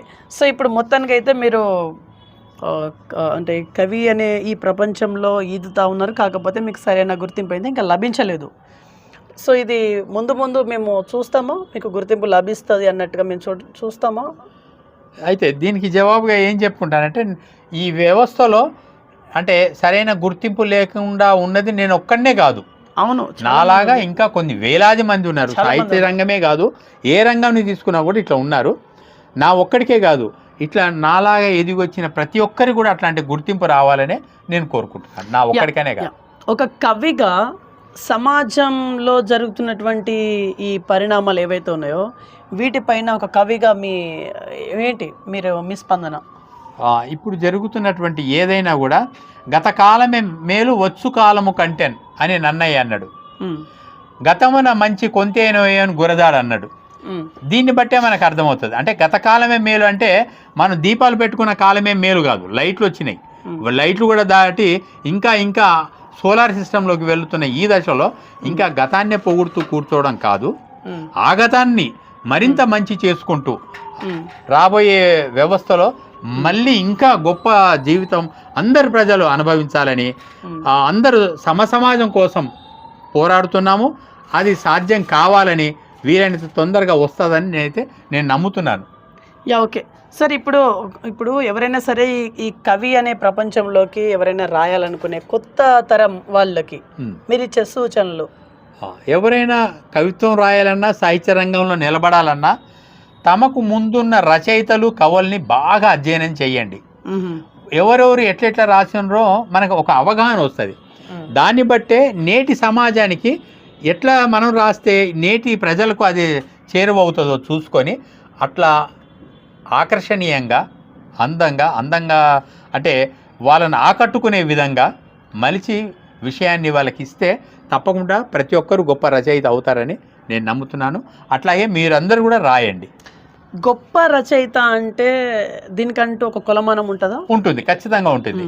గొప్ప రచయితకు మామూలు రచయితకు తేడా ఏంటంటే, ఏ రచయిత వల్ల సమాజం ఒక అడుగు ముందుకు వేస్తుందో ఆ రచయిత గొప్ప రచయిత. ఏ రచయిత వల్ల సమాజం ఒక అడుగు వెనక్కి వేస్తుందో ఆ రచయిత సమాజాన్ని వెనక్కి తీసుకుపోతుంది. అతనే సనాతన రచయిత అని అందాం. వెనక్కి తీసుకెళ్తే ఉదాహరణకి ముందుకు తీసుకెళ్లే రచయిత శ్రీశ్రీ అయితే, సమాజానికి వెనక్కి తీసుకుపోయిన రచయిత విశ్వనాథ సత్యనారాయణ గారు. ఆయన అంటే మన సనాతనమే కావాలని కోరుకుంటున్నాడు. ఆ రామాయణమే గొప్పదని చెప్తున్నాడు. ఓకే, ఇవాళ మహాప్రస్థానంలోని కవితలు గొప్పని చెప్పినవాడు ముందుకు తీసుకెళ్తున్నవాడు వ్యవస్థని. అంటే ప్రజల కష్టాల్ని చూపిస్తూ దారి పక్క చెట్టు కింద ఆరిన కుంపటి విధాన కూర్చున్నది ముసలిది ఒకతే, ముసురుతున్న ఈగలతో వేగలేక అని ఒక దీనురాలు, దిక్కులేని దీనురాలు ఎంత ఘోరంగా జీవిస్తున్నది. ఆమె మంచి కోసం మనం అందరం పాటుపడాలని ముందుకు తీసుకెళ్లే శ్రీశ్రీ లాంటి కవులు, వాళ్ళ దారిలో నడుస్తున్న మేము, మా తర్వాత తరాలు కూడా అట్లా నడిచి ప్రతి ఒక్కరిని సమసమాజం వైపు తీసుకెళ్ళి అందరినీ సమానంగా ఎదిగేటట్టు చేసే వ్యవస్థ రావాలి. అట్లా ప్రతి ఒక్కరు కూడా కృషి చేయాలని, వాళ్ళే ముందుకు తీసుకెళ్లే కవులని నేను నమ్ముతున్నాను, ఆశిస్తున్నాను. ఓకే సార్, మీకు సంపూర్ణంగా హ్యాపీగా ఉండే అటువంటి క్షణాలు ఏమైనా ఉన్నాయా? ఉన్నది. ఒక ఇన్సిడెంట్ నా జీవితంలో మర్చిపోలేను. నా పిహెచ్డి థీసిస్ బషీర్బాగు ప్రెస్ క్లబ్లో ఆవిష్కరణ జరుగుతుంది. నారాయణ రెడ్డి గారు దానికి ముఖ్య అతిథిగా ఇచ్చేశారు. నేను నా నేపథ్యం రాసిన పిహెచ్డి పుస్తకంలో, ఆ థీసిస్లో, అది ఆయన చదివి వచ్చి చాలా అద్భుతంగా నరేట్ చేశాడు, ఒక కథలాగా చెప్పాడు. అసలు అంటే నాకు తెలిసిన వాళ్ళందరూ కూడా సుదర్శన్ ఇంత గొప్పవాడా అని అదే ఫస్ట్ టైం తెలిసింది వాళ్ళందరూ కూడా. మా ఆఫీస్ వాళ్ళకి కానీ మా బంధువులకు కానీ, అంటే అంత బాగా చెప్పాడు ఆయన. నేను రాసిందే మామూలుగా ఉండొచ్చు, వాళ్ళు అంతకుముందు చదివినరు కూడా, కానీ ఆ నారాయణ రెడ్డి గారు చెప్పడం చాలా బాగా చెప్పారు. ఇంకొక ఇన్సిడెంట్ అదే సభలో జరిగింది ఏంటంటే, ఆయన స్వయంగా తన డ్రైవర్కి డబ్బులు ఇచ్చి శాలువా తెప్పించి, సుదర్శన్ కాదు మనం సన్మానం చేయాల్సింది, ఒక్క క్షణం ఆ రోజు మూసిలో దూకి ఉంటే మనకు సుదర్శన్ ఉండకపోయేవాడు. అటువంటి వాణ్ణి పెంచి పెద్దవాణ్ణి చేసి శ్రీశ్రీ మీద పిహెచ్డి చేసే స్థాయికి తీసుకొచ్చిన ఆయన తల్లికి సన్మానం చేయాలని మా మదర్ను వేదిక మీదకి పిలిపించి ఆయన కొనుక్కొంచి తెచ్చిన శాల్వాతో సన్మానం చేశాడు. నారాయణ రెడ్డి గారు ఆ సంస్థ ఇచ్చిన శాల్వాని కప్పుతాడు అంతే, కానీ స్వయంగా ఆయన డ్రైవర్ ద్వారా తెప్పించిండని తర్వాత తెలిసింది. ఆ శాల్వా కప్పి మా అమ్మకు చేసిన సన్మానం నా జీవితంలో హయ్యెస్ట్ ఆనందకరమైన క్షణం అది. యా, ఓకే సార్, ఫైనల్లీ ముగించే ముందు ఇంకేమైనా ఉందా, ఏమైనా చెప్పుకోవాలనుకుంటున్నారా ఫైనల్ వన్? ఇంకా ఎవరైనా కూడా శ్రమను నమ్ముకోండి, షార్ట్ కట్స్ అనే దృక్పథంతో ఉండకండి.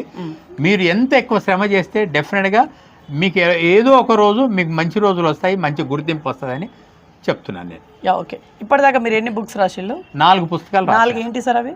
ఒకటి శ్రీశ్రీ పీఠికల మీద, శ్రీశ్రీ మొత్తం వచన రచనల మీద, సంప్రోక్షణ పేరుతో ఒక కవితా సంకలనం, దాశరథీయం అని ఒక కవితా సంకలనం కేవలం దాశరథి మీదనే రాశాను. రైటా. సో ఇది ఇవాళ ఇన్ఫర్మేషన్. చూస్తున్నాను BVR TV news. Until then బాబాయ్, టేక్ కేర్. యాక్చువల్లీ నైట్ అయింది, మీరు చూడొచ్చు ఒకసారి. Thank you. ఫుల్ నైట్ అయింది. Thank you. నేను ఈ ఇంటర్వ్యూలో కొన్ని చెప్పాలనుకునేవి మర్చిపోయినప్పుడు ఇప్పుడు వాటి గురించి చెప్తాను. ఒక కవిత చదివి వినిపిస్తాను మొదట. ఆ కవిత శీర్షిక నేను రాసింది ఆదర్శం. ఇది 2010లో రాసిన నేను. శీర్షిక ఆదర్శం. కవిత: కోరిక తీర్చుకొన ఎతుకెళ్ళి సీతను అనుమతి కోరి నిరీక్షించిన రాక్షసుడి దైవత్వం, మగడి రూపు దాల్చి అహల్యను నమ్మించి అనుభవించిన దేవతాధిపతి దానవత్వం లోకాన తారుమారయ్యే. నిజంగా ఈ రెండిట్లో ఏది ఆదర్శం?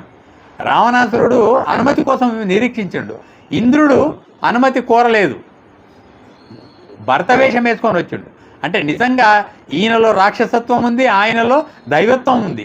అది చూడాల్సింది పోయి లోకంలో ఇది తారుమారైందని ఈ ఆదర్శం ఏది ఆదర్శం అనే కవితలో నేను చెప్పిన విషయం ఇది. నేను నమ్మను, ఎందుకంటే జీవితమే మనకు నేర్పిస్తుంది. ఇప్పుడు చదువుకున్న తర్వాత నాకే అర్థమవుతున్నది ఇవాళ. ఇప్పుడు ఈ రాక్షసుణ్ణేమో దైవత్వం ఉన్నది ఆల్రెడీ. ఎందుకంటే సీతను అనుభవించాలి, ఎట్లా పడితే అట్లా తీసుకెళ్ళిపోయి ఆమె అనుమతి కోసం నిరీక్షించాడు. నిజంగా ఆయనలో దైవత్వం చూడగలగాలి, నిజంగా చదువుకున్న వాళ్ళలాగా. అదే ఇంద్రుడి లోపల ఎత్తుకి ఆ అమ్మాయిని అహల్యను అనుభవించేసిండు. నిజంగా ఆయనకు శిక్ష పడాలి. ఎంత శిక్ష పడింది, ఏమైంది, ఇప్పటికి ఎవరిని మనం ఆదరిస్తున్నాం, ఎవరిని చీదరించుకుంటున్నామో లోకానికి తెలుసు. అంటే మీరు నాస్తికులా? అవునండి, నేను నాస్తికుడినే. ఇంకొక ఇప్పుడున్న ఈ బతుకమ్మల ఇన్సిడెంట్లో ఒకటి చెప్తాను. మా అమ్మమ్మ చెప్తుంటే నాకు భయం వేసేది, అసలు చెమటలు పట్టేవి. ఆమె కొత్తగా పెళ్ళయి అంటే మెదక్ అమ్మాయి హైదరాబాద్కు వచ్చింది. అప్పుడు రజాకర్ మూమెంట్ నడుస్తోంది. 46, 44, 45, 48 దాకా. 48 సెప్టెంబర్ 17 నాడు భారతదేశంలో మనం విలీనమైనాం. అంతవరకు హైదరాబాద్ అనేది ప్రత్యేకమైన దేశమే అది. సో ఈ దేశంలో రజాకర్లు అనే రాజు గుండాలు స్త్రీలను ఇదే బతుకమ్మ టైంలో బతుకమ్మ చుట్టూ నగ్నంగా బతుకమ్మను ఆడిస్తున్నారు. నిజం, పచ్చి నిజం. మా అమ్మమ్మ చెప్పాక నేను విన్నాను, పుస్తకాల్లో రాసింది. ఆ ఇన్సిడెంట్ మీదనే త్వమేవాహం పేరుతో ఆరుద్ర కావ్యం రాసిండు. ఆరుద్ర అంటే ఎక్కడో ఉన్న ఒక ఆంధ్ర కవిని ఎంత కదిలించింది చూడండి. సో అంటే ఆ రజాకారులు ఇక్కడున్నటువంటి ఈ స్త్రీలను చాలా ఘోరంగా బతుకమ్మ చుట్టూ నగ్నంగా ఆ బతుకమ్మలు ఆడించారంటే నిజంగా బతుకమ్మ అట్లా ఊరుకోవడానికి వీల్లేదు. ఏ దేవత అయినా కూడా మనం ఏ దేవతనైతే నమ్మి కొలుస్తున్నామో ఆ దేవత మనం రక్షించాలి. భగవద్గీతలో శ్రీకృష్ణుడు అదే చెప్తాడు. ఎప్పుడైతే ఈ లోకంలో అధర్మం ఉంటుందో, ఎప్పుడైతే ఈ లోకంలో జరగకూడని జరిగితే నేను మళ్ళీ రూపం ఎత్తి అది నాశనం చేయడానికి వస్తా అని. అటువంటి దేవుళ్ళను మనం నమ్ముతున్నాము. వాళ్ళని పూజిస్తున్న టైంలోనే మనకు వ్యతిరేకమైన వాళ్ళు వచ్చి మనల్ని అవమానపరుస్తుంటే ఏ దేవుడు రాలేదనేది మనం చూస్తూనే ఉన్నాం. మన జీవిత అనుభవమే మనని అట్లా తయారు చేస్తుంది. ఎవరో చెప్తే వెంటనే మనం ఎవరం మారం కూడా.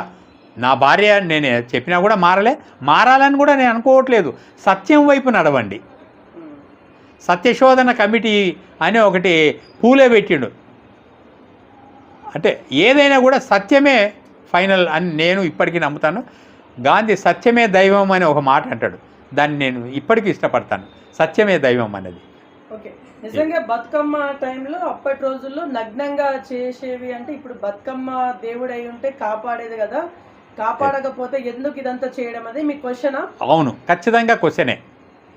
ఎందుకంటే లోకంలో ఏ దేవుడు కూడా తను సృష్టించిన ప్రజలని ఇట్లా నీచంగా కావడానికి ఇష్టపడాలని నేను అనుకుంటాను. ఏ దేవుడు కూడా బలి అడగడు ఇంకో జీవి, తను సృష్టించిన జీవి. అది కోడి కావచ్చు, ఇంకేదైనా చిన్న జీవి కావచ్చు. ఒకప్పుడు మనుషులను కూడా బలి ఇచ్చేవారు యజ్ఞానికి. మరి ఇవన్నీ కూడా కరెక్ట్ కాదు. పెరియార్ రామస్వామి, జె వీరాస్వామి ఇట్లాంటి వాళ్లకు నేను ప్రత్యక్ష శిష్యుడిని కాకపోయినా పరోక్షంగా నేను వాళ్ళకి శిష్యుడిగా భావిస్తాను. అంటే నాస్తికత్వాన్ని ఈ దేశంలో, నాస్తికత్వం అంటే ఇగో కేవలం దేవుడు లేడని చెప్పడం మాత్రమే కాదు, సత్యం వైపు ప్రజలను నడిపించడం, అది మాత్రమే అది. ఇప్పుడు సూర్యుడు నిజంగా దేవుడని మనం నమ్మకూడదు. నమ్మితే కుంతికి కర్ణుడు పుట్టిండు. ఇవాళ సూర్యుడిని దేవుడు అంటే నవ్వి ఊరుకుంటాం వాళ్ళ అజ్ఞానానికి. ఎందుకంటే ఆ సూర్యుడు మనుషుల్ని పుట్టించగలడా?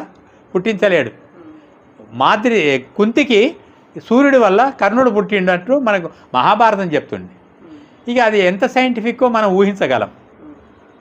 ఏ సైంటిఫిక్ థింకర్కైనా కూడా ఇది అబద్ధం. అసలు సూర్యుడు అనేది ఒక మనిషి కాదు, అదొక గ్రహం అని తెలుసు. ఇంకోటి, ప్రతి సూర్యుడు కూడా ఒక చుక్కనే. అంటే ప్రతి చుక్క కూడా ఒక సూర్యుడే. అంటే ఎంతమందిని ఎవరు పుట్టిస్తారు, ఎట్లా పుట్టిస్తారు? ఇవన్నీ మనకు సైన్స్ ద్వారా మనం తెలుసుకుంటుంటే చాలా ఆనందం అనిపిస్తుంది. అయ్యో, మనం గతంలో ఇలాంటి పొరపాట్లు చేసినాం, అది తప్పు కాదు. ఎందుకంటే తెలవక చేసినాం. ఇవాళ తెలుసుకున్నాం సైన్స్ చదివిన తర్వాత. అయినా కూడా వెనక్కి పోదామంటే ఎట్లా సాధ్యం అని నేను చెప్పదలుచుకున్నాను.